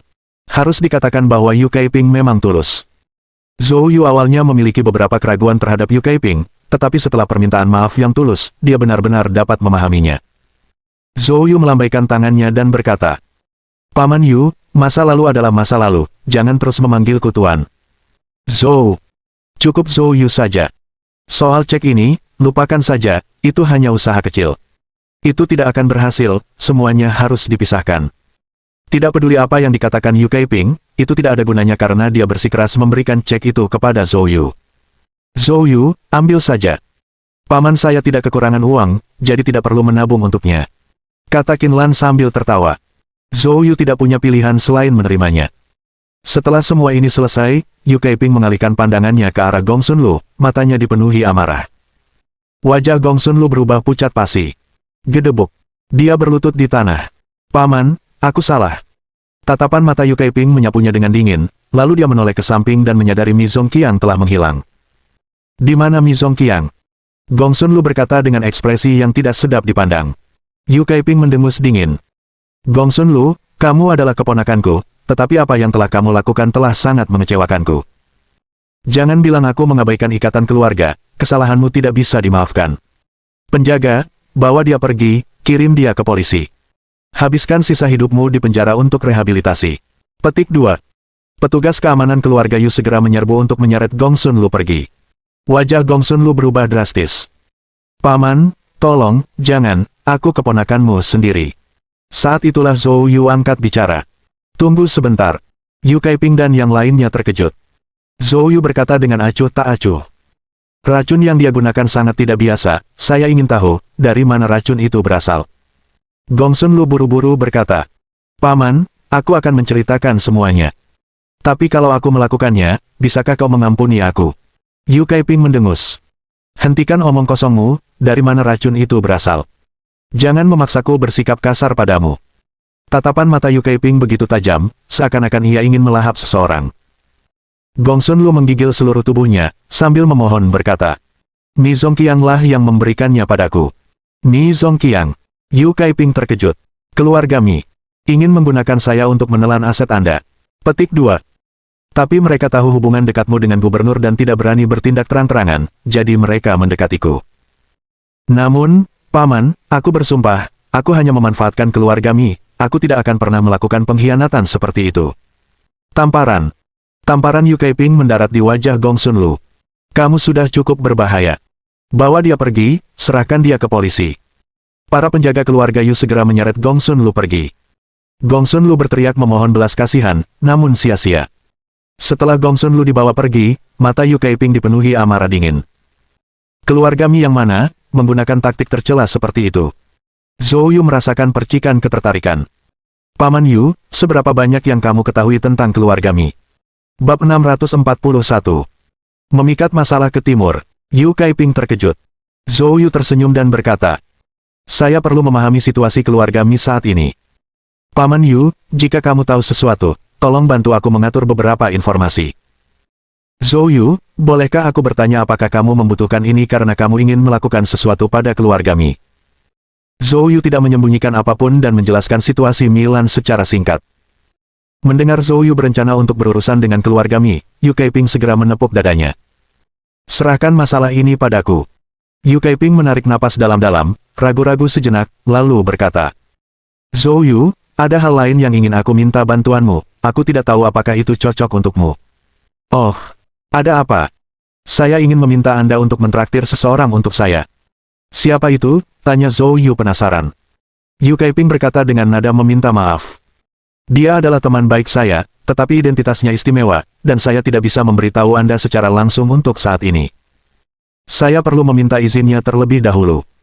"Zhou Yu, jangan pedulikan aku bicara seperti ini, aku tahu ini tidak sopan. Aku tidak akan berani menanyakan hal ini jika kamu belum menyembuhkan anakku." Petik 2. Zhou Yu tersenyum, menunjukkan pengertian. "Beritahu saja aku setelah kamu menghubunginya." Sementara itu, di tempat lain. Setelah menyelinap pergi dari perjamuan Yu Kaiping, Mi Zongqiang langsung menuju keluarga Mi. Di aula Dewan Keluarga Mi. Kepala keluarga saat ini, Mi Yufu, dan adik laki-lakinya, Mi Yurong. Mi Yufu mengerutkan kening dan berkata, "Zongqiang, bukankah kamu ada di pesta keluarga Yu? Mengapa kamu terburu-buru kembali ke sini?" Apakah ada sesuatu yang terjadi di sana? Mi Zongqiang menjawab dengan tergesa-gesa. Ayah, sesuatu telah terjadi. Rencana kita untuk menggunakan Gong Sun Lu untuk mencaplok aset Yu Kaiping kemungkinan besar akan gagal. Ekspresi wajah Mi Yufu menjadi gelap. Apa yang telah terjadi? Bukankah Anda sudah bertahun-tahun menangani masalah ini? Bukankah semuanya berjalan lancar? Mi Zongqiang buru-buru menjelaskan. Ayah, Paman, ini bukan salahku. Di perjamuan Yu Kaiping hari ini, seorang pria bernama Zhou Yu tiba-tiba muncul. Mi Zongqiang menceritakan perjamuan itu, Qi Dingjiang, dan perlakuan Zhou Yu selanjutnya terhadap Yu Chenglong. Setelah mendengar semuanya, wajah Mi Yufu dan Mi Yurong menjadi gelap. Mi Zongqiang terkejut. Ayah, Paman, apakah kalian kenal orang ini? Ekspresi Mi Yufu muram. Kakakmu pergi ke negara bagian Qin untuk menjemput Milan beberapa hari yang lalu, dan Zhou Yu inilah yang ikut campur dan membuat kakakmu terluka parah. Dia masih di rumah sakit. Petik 2. Mi Zongqiang terkejut. Mi Yufu berkata dengan suara serius. Anak ini berasal dari Yancheng di negara bagian Qin, dan tidak ada berita tentangnya sebelumnya, tetapi dia tiba-tiba muncul sekitar setengah tahun yang lalu dan bangkit dengan cepat. Sekarang dia seperti matahari tengah hari di negara bagian Qin. Petik 2. Wajah Mi Zongqiang dipenuhi dengan kemarahan. Kekuatan anak ini sangat aneh, bahkan Qi Dingjiang tidak sebanding dengannya. Kalau dipikir-pikir sekarang, keluarga kita sepertinya tidak punya cara untuk menghadapinya. Mi Yufu mencibir dingin. Qi Dingjiang tidak lain hanyalah sampah yang ditopang oleh pengobatan spiritual. Mengalahkannya bukanlah masalah besar. Petik 2. Selain itu, pada titik ini, aliansi keluarga kami dengan keluarga He sudah ditetapkan. Ketika saatnya tiba, kita dapat sepenuhnya memanfaatkan pengaruh keluarga He untuk menghadapi bocah ini dan mengambil alih aset Yu Kaiping.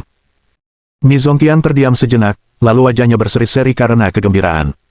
Ayah, itu strategi yang brilian, yaitu menembak dua elang dengan satu anak panah. Tepat pada saat itu, seorang pelayan dari keluarga Mi berlari masuk. Pemimpin klan, seseorang dari keluarga He ada di sini. Mereka sudah ada di depan pintu. Mi Yufu tercengang. Mengapa keluarga He mengirim seseorang begitu terlambat? Mi Youlu menggelengkan kepalanya. Aku tidak tahu. Mi Yufu bangkit, dan orang-orang keluarga Mi mengikutinya keluar. Di dalam aula resepsi keluarga Mi, seorang pria dan seorang wanita ditemani beberapa pengawal sudah menunggu. Mi Yufu mengenali kedua orang itu sekilas. Pria itu adalah putra dari kepala keluarga He saat ini, He Tianyu, bernama He Liang, dan wanita itu adalah putri dari mantan kepala keluarga, He Tianhua, bernama He Su. Pemandangan keduanya berkumpul sangat mengejutkan Mi Yufu. Beberapa waktu yang lalu, ayah He Su, He Tianhua, tiba-tiba dicopot dari jabatannya sebagai kepala keluarga, digantikan oleh ayah He Liang, He Tianyu. Hal ini sempat menimbulkan kehebohan di Haizu, namun keluarga He selalu tampak tenang dari luar, sehingga masalah tersebut segera mereda. Setiap pemindahan kekuasaan penuh dengan kesulitan, jadi Mi Yufu yakin bahwa keluarga He pasti akan mengalami kekacauan. Namun, melihat He Su dan He Liang datang berdampingan hari ini membuatnya meragukan tebakannya sebelumnya, apakah dia salah. Meski ragu, Mi Yufu tetap mempertahankan ekspresi gembira di wajahnya. Kunjungan Tuan Muda Liang dan Nona Su sungguh merupakan suatu kehormatan yang menghiasi keluarga Mi kami. He Su tersenyum manis. Pada saat itu, hampir semua orang di keluarga Mi kehilangan jiwanya, bahkan Mi Yufu sendiri agak kewalahan. Paman Mi, maaf atas gangguan yang terjadi larut malam ini. Mi Yufu menarik napas dalam-dalam untuk menenangkan gejolak batinnya. Dia tidak terlalu khawatir terhadap He Liang, lagi pula, dia hanyalah penerus generasi kedua. Namun He Su bukanlah orang biasa. Nama He Su terkenal di seluruh Haizu karena rencana liciknya. Saat ini, hampir setengah aset keluarga He berada di bawah kendalinya. Yang lebih mengesankan adalah dia sangat cantik, tetapi bukan kecantikan biasa, dia tampaknya memiliki kualitas menggoda alami yang memikat baik tua maupun muda. Mi Yufu berkata sambil tersenyum. Tidak masalah sama sekali. Sekarang keluarga kita sudah membentuk aliansi, kita memang harus sering berinteraksi. Petik 2. Namun, saya penasaran ingin tahu mengapa kalian berdua datang selarut ini. Apakah ada sesuatu yang Anda butuhkan? He Su melirik kakaknya He Liang, lalu tersenyum dan berkata. Karena aliansi sudah terbentuk, saudaraku tidak sabar untuk bertemu Nona Milan. Mendengar ini, wajah para anggota keluarga Mi berubah agak canggung. Mi Yufu meminta maaf. Maaf, Nona Su, ada sedikit masalah dengan Milan. Ekspresi wajah He Liang menjadi gelap. Mi Yufu menghela nafas. Nona Milan adalah tanda pertunangan untuk Tuan Muda Liang. Namun, seorang pemuda tak dikenal tiba-tiba membawanya pergi. Saya secara khusus mengirim putra saya, Mi Zhongwei, untuk menjemputnya kembali. Dia memberitahu pemuda itu bahwa Nona Milan sudah dijanjikan kepada Anda, Tuan Muda Liang. Tapi, pemuda itu sangat sombong. Dia mempertanyakan status apa yang dimiliki keluarga He hingga mampu bersaing dengannya untuk mendapatkan seorang wanita. Dia tidak hanya mengabaikan keluarga He, tetapi dia juga meninggalkan anak saya dalam keadaan terluka parah, dan sekarang dia dirawat di rumah sakit. Petik 2. Saat mereka mendengarkan kata-kata Mi Yufo, anggota keluarga Mi merasakan kekaguman di hati mereka. Sesuai dengan gelarnya sebagai kepala keluarga. Singkatnya, dia telah mengalihkan bencana ke tempat lain. Benar saja, amarah He Liang segera berkobar. Sialan, di mana bajingan itu yang berani berpapasan dengan keluarga Heku? Dia meminta kematian. Petik 2. Bab 642. Hesu merasakan percikan kemarahan di hatinya. Sepupu ini, yang kepalanya hanya berisi wanita, benar-benar tidak bisa ditebus. Dia bahkan tidak bisa melihat melalui provokasi sederhana seperti itu. Tetapi bagaimanapun juga, mereka adalah keluarga, dan Hesu tidak bisa membiarkan keluarga He menderita kerugian. Dia berbalik untuk melihat Mi Yufu dengan senyum yang tidak cukup menjadi senyum dan berkata, Paman Mi, mengingat apa yang kau katakan, apakah itu berarti keluarga Mimu akan menjadi yang pertama melanggar perjanjian aliansi yang telah kita buat? Kelopak mata Mi Yufu berkedut tidak wajar. Hesu ini memang merepotkan untuk dihadapi. Namun, Mi Yufu tidak bingung, dan dia berkata sambil tersenyum. Tentu saja tidak. Anak itu mungkin meremehkan keluarga Miku, itu hal yang wajar, tapi menghina keluarga He, dia telah melakukan tabu yang serius. Karena kedua keluarga kita sudah bersekutu, keluarga Miku pasti akan membela kehormatan keluarga He sampai mati. Namun, keluarga Mi saya saat ini tidak memiliki ahli di atas alam suci, jadi kami hanya bisa menunggu putra sulung saya kembali. Nona Su, tenang saja. Begitu putra sulungku kembali, aku akan menyuruhnya segera bertindak untuk membunuh anak itu. Jejak keterkejutan tampak di mata Hesu. Kudengar putra sulungmu, Mi Zhongwu, telah menjadi murid langsung Patua Tiansheng dari kota Shanghai, dan telah memperoleh ajaran sejati tinju Tiangang. Rona kebanggaan tak terelakkan terlihat di wajah Mi Yufu. Ia memiliki 3 orang putra, namun putra sulungnya, Mi Zhongwu, adalah orang yang paling membuatnya bangga. Jika dia dapat menerima ajaran sejati dari orang tua Tiansheng, putra sulungnya dapat menjadi ahli alam suci pertama dari keluarga Mi dalam sejarah. Ini adalah sesuatu yang telah diimpikan keluarga Mi selama beberapa generasi. Mungkin saat dia kembali, dia sudah mencapai alam suci. Berurusan dengan bocah sombong itu semudah menjentikkan jari. Meskipun Hesu masih tersenyum indah, hatinya tidak tentram. Di seluruh keluarga Mi, tidak ada seorang pun yang dianggapnya serius kecuali Mi Zhongwu ini. Dengan bakat setinggi itu, usianya belum genap 40 tahun dan sudah melangkah ke alam suci, dia akan tumbuh menjadi seseorang yang tidak bisa diabaikan bahkan oleh keluarga He di masa depan. Hesu berkata sambil tersenyum. Kalau begitu, tidak perlu terburu-buru dengan masalah Milan. Sebelum Hesu bisa selesai berbicara, He Liang menyela dengan marah. Bagaimana mungkin tidak terburu-buru? Anak itu telah menghina keluarga He kita, jadi bagaimana kita bisa membiarkannya berkeliaran bebas tanpa hukuman? Paman Mi, di mana anak laki-laki itu? Ayo kita cari dia sekarang juga. Petik 2. Wajah Hesu berubah agak jelek. He Liang telah terang-terangan menentangnya, menyebabkan dia sangat malu. Namun dia harus menanggungnya, karena ayah He Liang saat ini adalah kepala keluarga He. Namun, Mi Yufu diam-diam senang, dia suka menggunakan ahli waris manja seperti He Liang untuk keuntungannya. Dia baru saja hendak mengungkapkan keberadaan Zhou Yu. Tiba-tiba, para pelayan dari keluarga Mi datang berbondong-bondong masuk lagi. Kepala keluarga, Mi. Nona Milan telah kembali. Setelah makan di tempat Yu Kaiping, di mana Yu Kaiping berbagi apa yang diketahuinya tentang keluarga Mi dengan Zhou Yu kemudian langsung kembali ke hotel untuk memberitahu Milan tentang situasi keluarga Mi. Karena Mi Zhongqiang telah menyelinap pergi untuk mencegah komplikasi yang tidak terduga, keduanya memutuskan untuk berangkat ke kediaman keluarga Mi malam itu juga. Pada saat ini, Zhou Yu dan Milan telah tiba di luar gerbang keluarga Mi. Melihat gerbang perkebunan yang familiar, Milan merasakan ketakutan yang tak terduga, seolah-olah pintu masuk yang dikenalnya telah berubah menjadi binatang buas yang melahap orang tanpa memuntahkan tulangnya. Zhou Yu terkekeh dan berkata, Nona Mi, apakah Anda takut? Milan menarik napas dalam-dalam. Denganmu di sini, aku tidak takut. Zhou Yu tersenyum dan berkata, itulah sikap yang tepat untuk dimiliki. Sementara mereka berbicara, sekelompok besar orang berjalan keluar dari pintu masuk utama. Yang memimpin mereka tidak lain adalah Mi Yufu, dan tentu saja, saudara kandung He Liang dan He Su juga mengikuti. Milan menatap Mi Yufu dengan amarah di matanya. Mi Yufu berkata dengan acuh tak acuh. Kamu seharusnya kembali lebih cepat. Keluarga telah membesarkanmu sejak lahir, tetapi selama ini kamu keluar tanpa memberikan kontribusi apapun kepada keluarga. Sekarang saatnya bagi Anda untuk memberikan kontribusi. Petik 2. Perkenalkan, aku. Mi Yufu menunjuk ke He Liang dan berkata, ini adalah tuan muda dari keluarga He Liang. Tuan muda He Liang datang menemui Anda hari ini.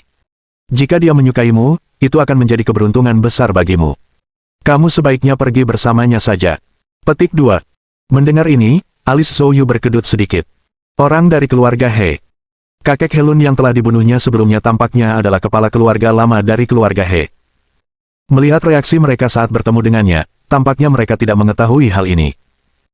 Terutama He Liang, yang saat ini tengah menatap Milan dengan tatapan mesum, matanya terus-menerus menyapu sekujur tubuhnya, hampir bersinar karena kegembiraan. Aku tidak menyangka, setelah beberapa tahun, Milan menjadi semakin cantik. Saya sangat puas, kata He Liang sambil mengulurkan tangannya, bertujuan untuk menyentuh wajah Milan. Wajah Milan menjadi dingin saat dia memarahi. Berhenti di situ. Saya tidak kembali hari ini untuk pergi dengan seseorang atau menikahi seseorang. Aku sudah punya pacar sekarang. Ekspresi wajah Mi Yufu menjadi gelap. Milan, sebagai anggota keluarga Mi, semua hal tentangmu sudah menjadi milik keluarga sejak kau lahir. Siapa yang mengizinkanmu menemukan pria di luar? Apakah itu dia? Mi Yufu menatap Zhou Yu di belakang Milan dengan ekspresi dingin. Nak, siapa namamu? Dari kekuatan mana kamu berasal? Zhou Yu. Zhou Yu menjawab dengan acuh tak acuh. Semua orang di keluarga Mi tercengang. Mereka baru saja membicarakan Zhou Yu, dan betapa terkejutnya mereka, Zhou Yu tiba-tiba muncul. Mata Mi Yufu menyipit, cahaya dingin melintas di matanya. Kamu adalah Zhou Yu. Beraninya kau datang ke keluarga Mi, cari mati. Zhou Yu tersenyum tipis dan berkata, jika kamu mencoba menikahkan pacarku dengan orang lain dan aku tidak datang sendiri untuk melihatnya, apakah aku masih bisa menyebut diriku seorang pria?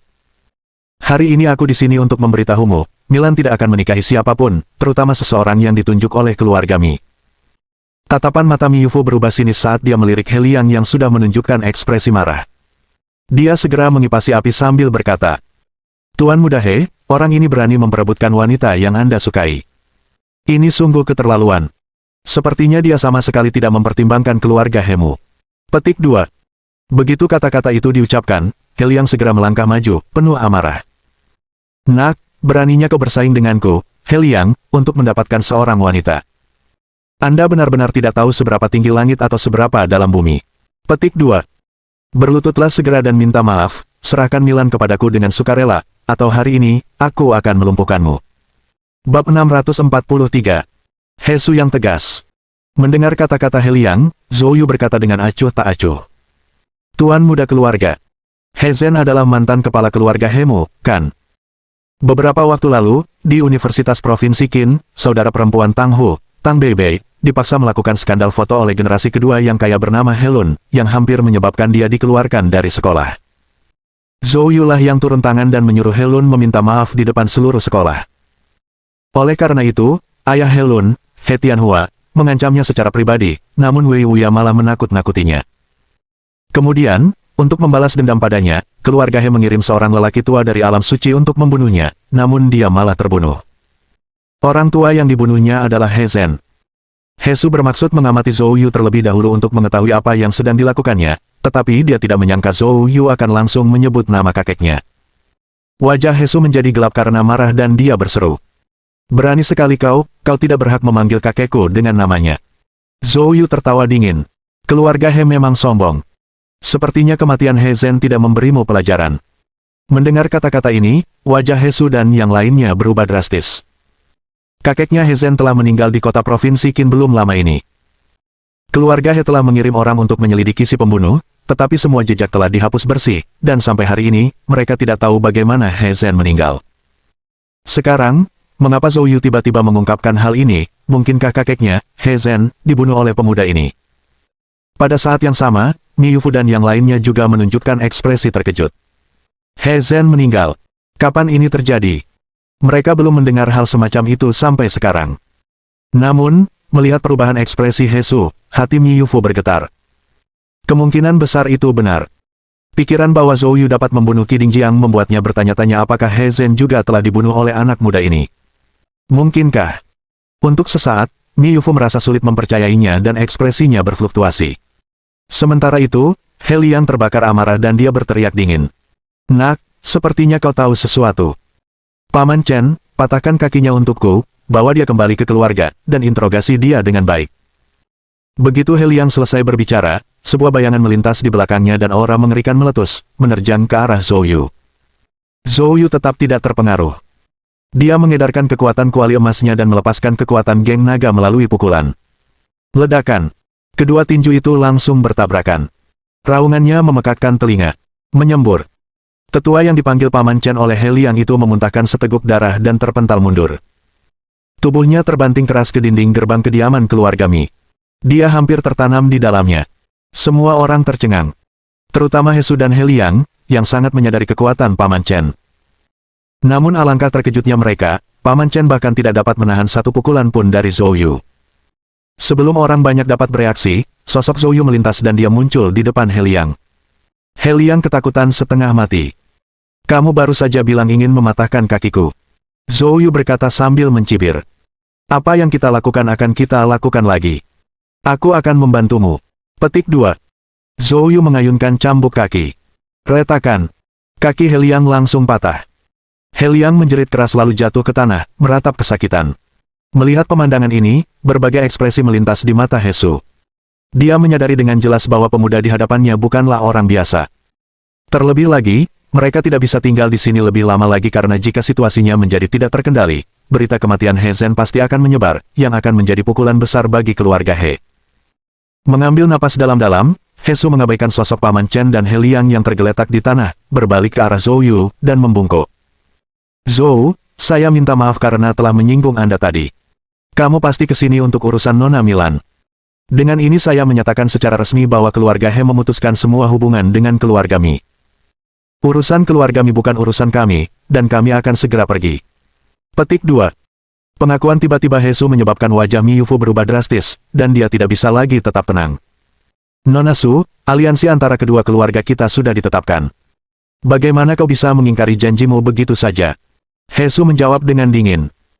Mi Yufu, kau ingin bersekutu dengan keluarga He Ku hanya untuk memanfaatkan kami mengambil alih aset Yu Keiping, bukan? Kau pikir aku tidak tahu?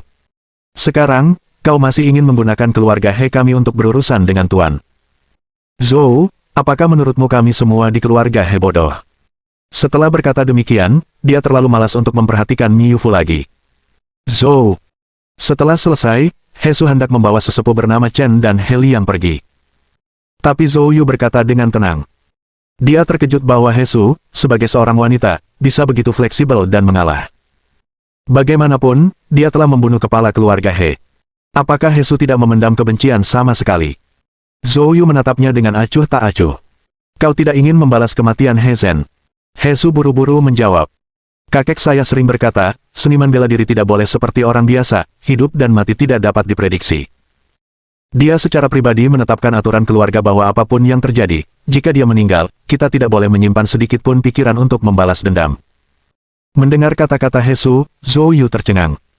Dia telah mencari alasan untuk membasmi mereka sepenuhnya, tetapi dia tidak menyangka He Su akan mengatakan hal seperti itu. Setelah direnungkan, He Zhen ini memang tidak sederhana.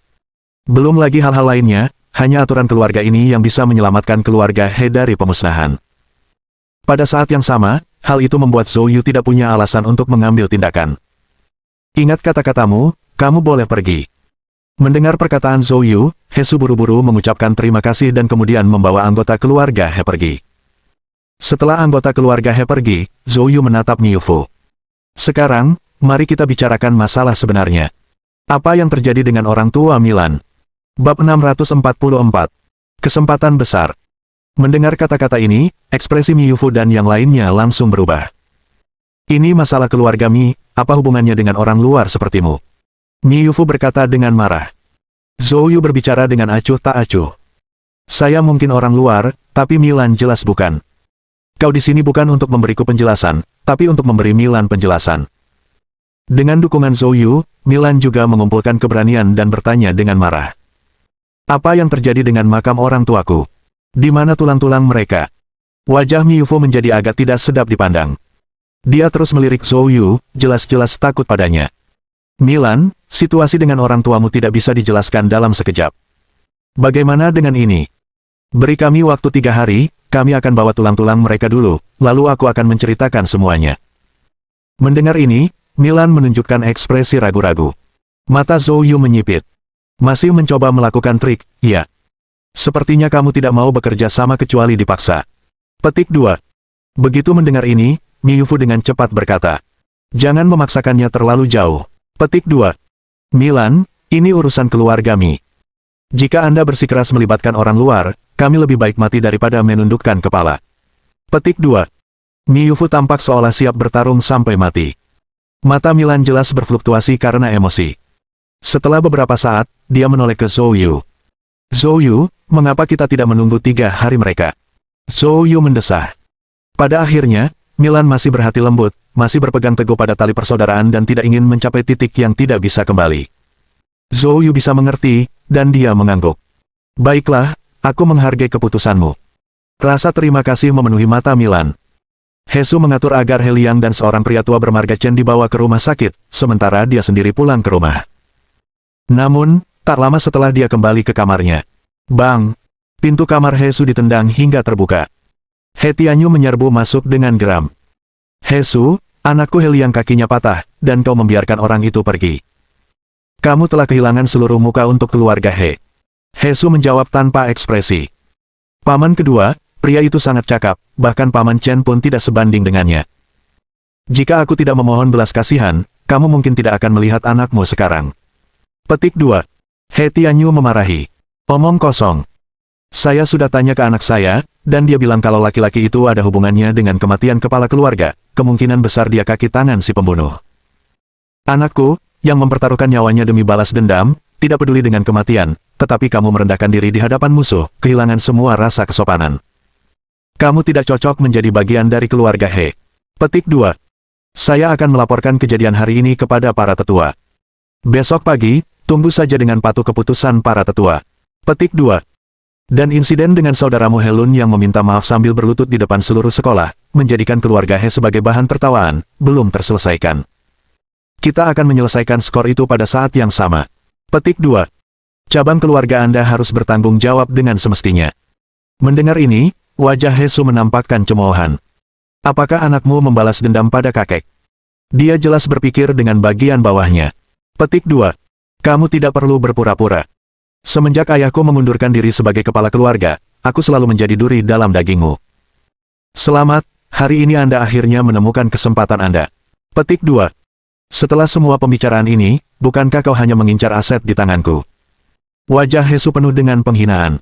Kamu menginginkannya, ambil saja. Namun, He Tianyu sama sekali tidak peduli dengan ejekan Hesu, matanya sedikit menyipit. Jadi, kamu setuju untuk menyerahkan aset yang kamu miliki?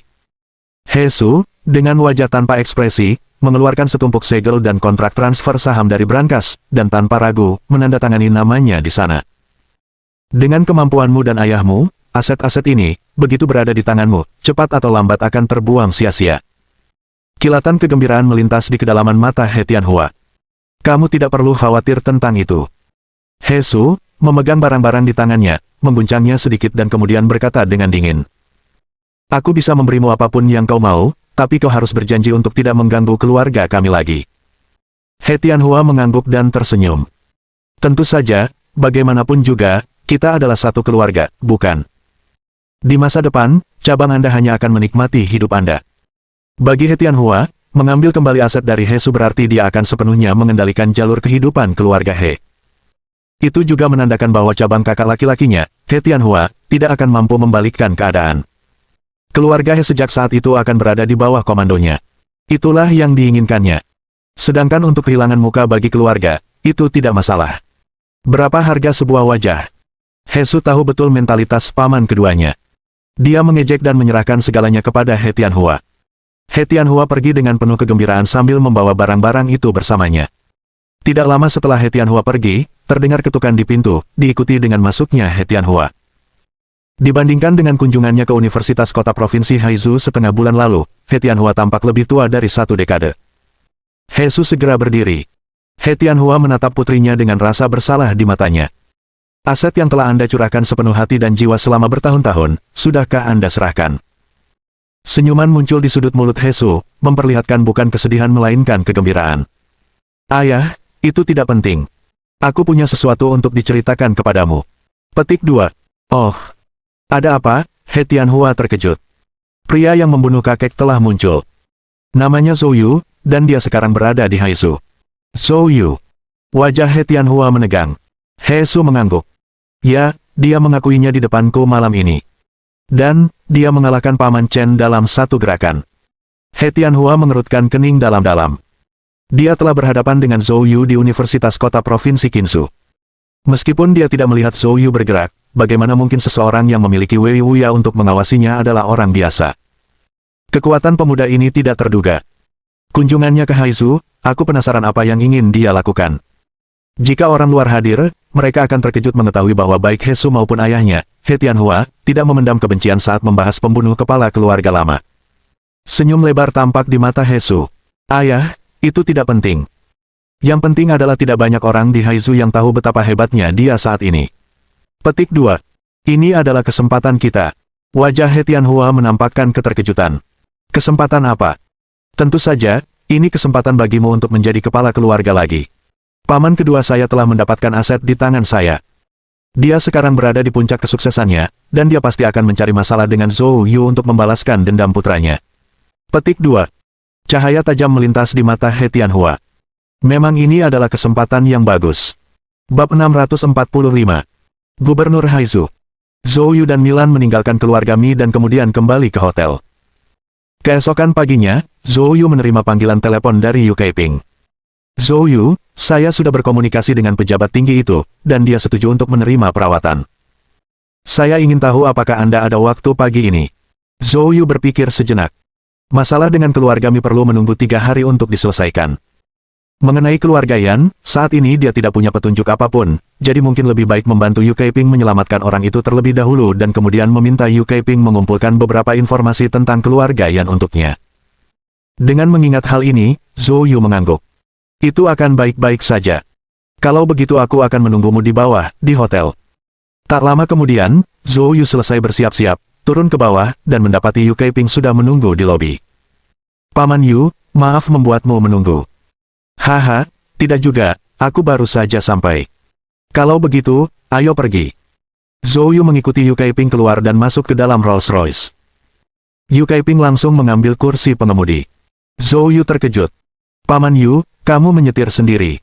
Yu Kaiping tertawa. Ya, masalah ini bukan masalah sepele, dan orang itu tidak ingin terlalu banyak orang tahu. Zhou Yu tiba-tiba mengerti dan tertawa. Di seluruh Haizu, hanya gubernur atau menteri Wuji yang boleh menyuruh Paman Yu menyetir sendiri. Selain mereka berdua, aku tidak bisa memikirkan orang lain. Yu Kaiping tertawa. Benar, kamu benar, dan sekarang aku bisa memberitahumu identitasnya. Dia adalah gubernur Haizu, Zhang Zheng. Seperti yang diharapkan. Zhou Yu tidak terkejut sama sekali. Sepertinya Anda memiliki hubungan baik dengan gubernur Zhang. Yu Kaiping menghela nafas. Ya, kami bisa dianggap sebagai teman lama, dan saya cukup paham dengan kondisinya. Penyakitnya mulai muncul tiba-tiba sekitar 1,5 tahun yang lalu, sangat aneh. Selama masa ini, banyak dokter terkenal yang dikonsultasikan namun tidak ada hasilnya. Petik 2. Dalam 6 bulan terakhir, kondisi kesehatannya semakin memburuk, desah. Zhou Yu mengangguk, berkata dengan nada penuh arti. Itu hal yang wajar, orang-orang setinggi dia umumnya tidak mudah sakit, dan kalau sudah sakit, biasanya sulit disembuhkan. Mendengar ini, pupil mata Yu Kaiping mengecil saat dia menatap Zhou Yu, memahami maksud perkataannya. Tidak ada cara lain, karena dia berada di pusat kekuasaan, dia pasti akan menjadi sasaran. Keduanya mengobrol sambil berkendara, dan tak lama kemudian, mereka tiba di sebuah villa di pinggiran kota provinsi Haizu. Meskipun lokasinya terpencil dan tidak banyak orang di sekitarnya, ada banyak individu yang bersembunyi di balik bayangan. Selama perjalanan, Zhou Yu telah mendeteksi sedikitnya 5 master tingkat bawaan dan bahkan merasakan jejak aura alam suci menyapu mobil Yu Kaiping. Atas hal ini, Zhou Yu tidak terkejut. Itu karena orang-orang seperti Qi Guochang juga dilindungi oleh para ahli alam suci seperti Yan Maozong. Setelah melewati 3 pemeriksaan keamanan, keduanya akhirnya tiba di depan villa. Pada saat ini, seorang gadis berpakaian hitam berdiri di gerbang villa. Fitur wajah gadis itu sebenarnya biasa saja, tetapi jika digabungkan, semuanya memancarkan pesona yang tak terlukiskan, mungkin karena ia lahir dalam keluarga pejabat, ia memancarkan aura yang efisien. Yu Kaiping berbisik. Zhou Yu, itu putri gubernur Zhang Jingjing. Jangan tertipu oleh penampilannya yang lembut dan manis, dia punya sifat pemarah, jadi tolong lebih sabar padanya. Petik 2. Zhou Yu mengangkat bahunya. Setelah keluar dari mobil, Zhang Jingjing mendekat. Paman Yu, kamu di sini. Yu Kaiping mengangguk dan tersenyum. Jingjing, izinkan aku memperkenalkanmu. Ini adalah dokter ilahi yang kuceritakan pada ayahmu, namanya Zhou Yu. Dia berasal dari Yancheng di Qinzhou, dan keterampilan medisnya sangat hebat. Petik 2. Zhang Jingjing hanya melirik Zhou Yu sebelum mengalihkan pandangannya. Paman Yu, bukankah ayahku sudah memberitahumu? Penyebab penyakitnya sudah diketahui, dia tidak sakit sama sekali. Yu Kaiping tampak terkejut. Kapan ini terjadi? Seorang guru yang diundang oleh pacar sayalah yang menyembuhkan ayah saya. Yu Kaiping masih agak tidak percaya saat dia dengan cepat bertanya. Jingjing, apa yang dikatakan guru ini tentang penyakit ayahmu? Guru bilang ayahku terkena semacam sihir, detailnya tidak ku mengerti, tapi memang begitulah kejadiannya. Guru ini adalah penerus kuil Tao kuno, yang memahami ilmu Tao asli dan baru saja berhasil mengangkat ilmu sihir ini. Saat Zhang Jingjing tengah menjelaskan, seorang pemuda berkacamata emas keluar dari belakangnya. Jingjing, apa yang kamu lakukan di sini? Oh, kita punya tamu. Zhang Jingjing tertawa. Paman Yu, izinkan aku memperkenalkanmu. Ini pacarku, Yan Kaining. Kaining, ini teman lama ayahku, Paman Yu Kaiping. Setitik perbedaan melintas di mata Zhou Yu. Anggota keluarga Yan. Dia datang ke Haizu kali ini khusus untuk keluarga Yan, tidak menyangka akan bertemu mereka di sini. Yu Kaiping terkekeh dan mengulurkan tangannya. Lebih dari 1 dekade yang lalu, aku bertemu denganmu sekali. Aku tidak pernah membayangkan bahwa tuan muda keluarga Yan akan tumbuh menjadi orang yang begitu terhormat dan mengesankan. Petik 2. Yan Kaining tersenyum dan berkata, Paman Yu, kamu menyanjungku. Reputasimu yang hebat adalah yang bergema seperti guntur, aku merasa terhormat bertemu denganmu. Petik 2. Yan Kaining memandang Zhou Yu. Yu Kaiping buru-buru memperkenalkan Zhou Yu. Setelah mendengarkan, Yan Kaining terkekeh. Paman Yu, kamu benar-benar bercanda. Bisakah orang seperti itu disebut dokter ilahi saat ini? Yu Kaiping terkejut. Tepat saat dia hendak menjelaskan, sebuah suara keras terdengar dari ruang tamu. Yu tua ada di sini, masuklah. Zhang Jingjing tersenyum dan berkata, Paman Yu, jangan hanya berdiri di sini mengobrol, silakan masuk. Yu Kaiping melemparkan pandangan meminta maaf kepada Zhou Yu, yang mengangkat bahunya untuk menunjukkan bahwa itu tidak penting. Setelah itu, semua orang memasuki ruangan. Saat masuk, Zhou Yu melihat sosok papan atas Haizu, Zhang Zeng. Dia adalah seorang pria berusia 50-an, tetapi kurus dan berkulit pucat, tampak seperti baru saja pulih dari penyakit serius. Namun, matanya cerah dan waspada. Di sebelah Zhang Zeng, ada seorang pria tua berjubah Tao abu-abu. Rambut orang ini memutih karena usia, dan ia memiliki janggut, sangat mirip dengan seorang guru besar yang telah naik tingkat. Zhou Yu menatap Zhang Zeng, dan setelah beberapa saat, cahaya berbeda melintas di matanya. Sementara itu, Yu Kaiping dengan sungguh-sungguh menanyakan kondisi Zhang Zeng. Zhang tua, apakah penyakitmu benar-benar sudah sembuh? Zhang Zeng terkekeh. Ya, memang benar, berkat pendeta Tao ini, penyakitku telah sembuh total. Dengan itu, Zhang Zeng menatap Zhou Yu dan tersenyum. Ini pasti dokter ilahi yang kamu sebutkan. Maaf kamu datang sejauh ini tanpa tujuan. Duduklah dan minumlah teh, dan sebentar lagi, aku akan meminta seseorang untuk mengantarmu kembali. Zhou Yu berbicara dengan acuh tak acuh. Itu bukan perjalanan yang sia-sia. Mengingat kondisi Anda saat ini, jika masalah ini tidak segera diselesaikan, saya khawatir Anda tidak akan bertahan lebih dari seminggu. Petik 2. Mohon dukungan dari omom ante-ante sekalian, buat subscribe atau sharekan novel Mimin ke Facebook kalian, agar channel Mimin bisa terus berkembang. Dengan begitu, Mimin bisa lebih semangat untuk up novel seru lain ke depannya. Buat teman-teman yang sudah subscribe dan sharekan novel Mimin, Mimin ucapkan terima kasih sebanyak-banyaknya. Sekiranya teman-teman menghadapi masalah video diputar dalam bahasa Inggris, coba tukar kepada bahasa Indonesia original melalui cara ini. Semasa mendengarkan, pencet tombol setting di atas kanan video, pilih audio track dan tukar bahasa.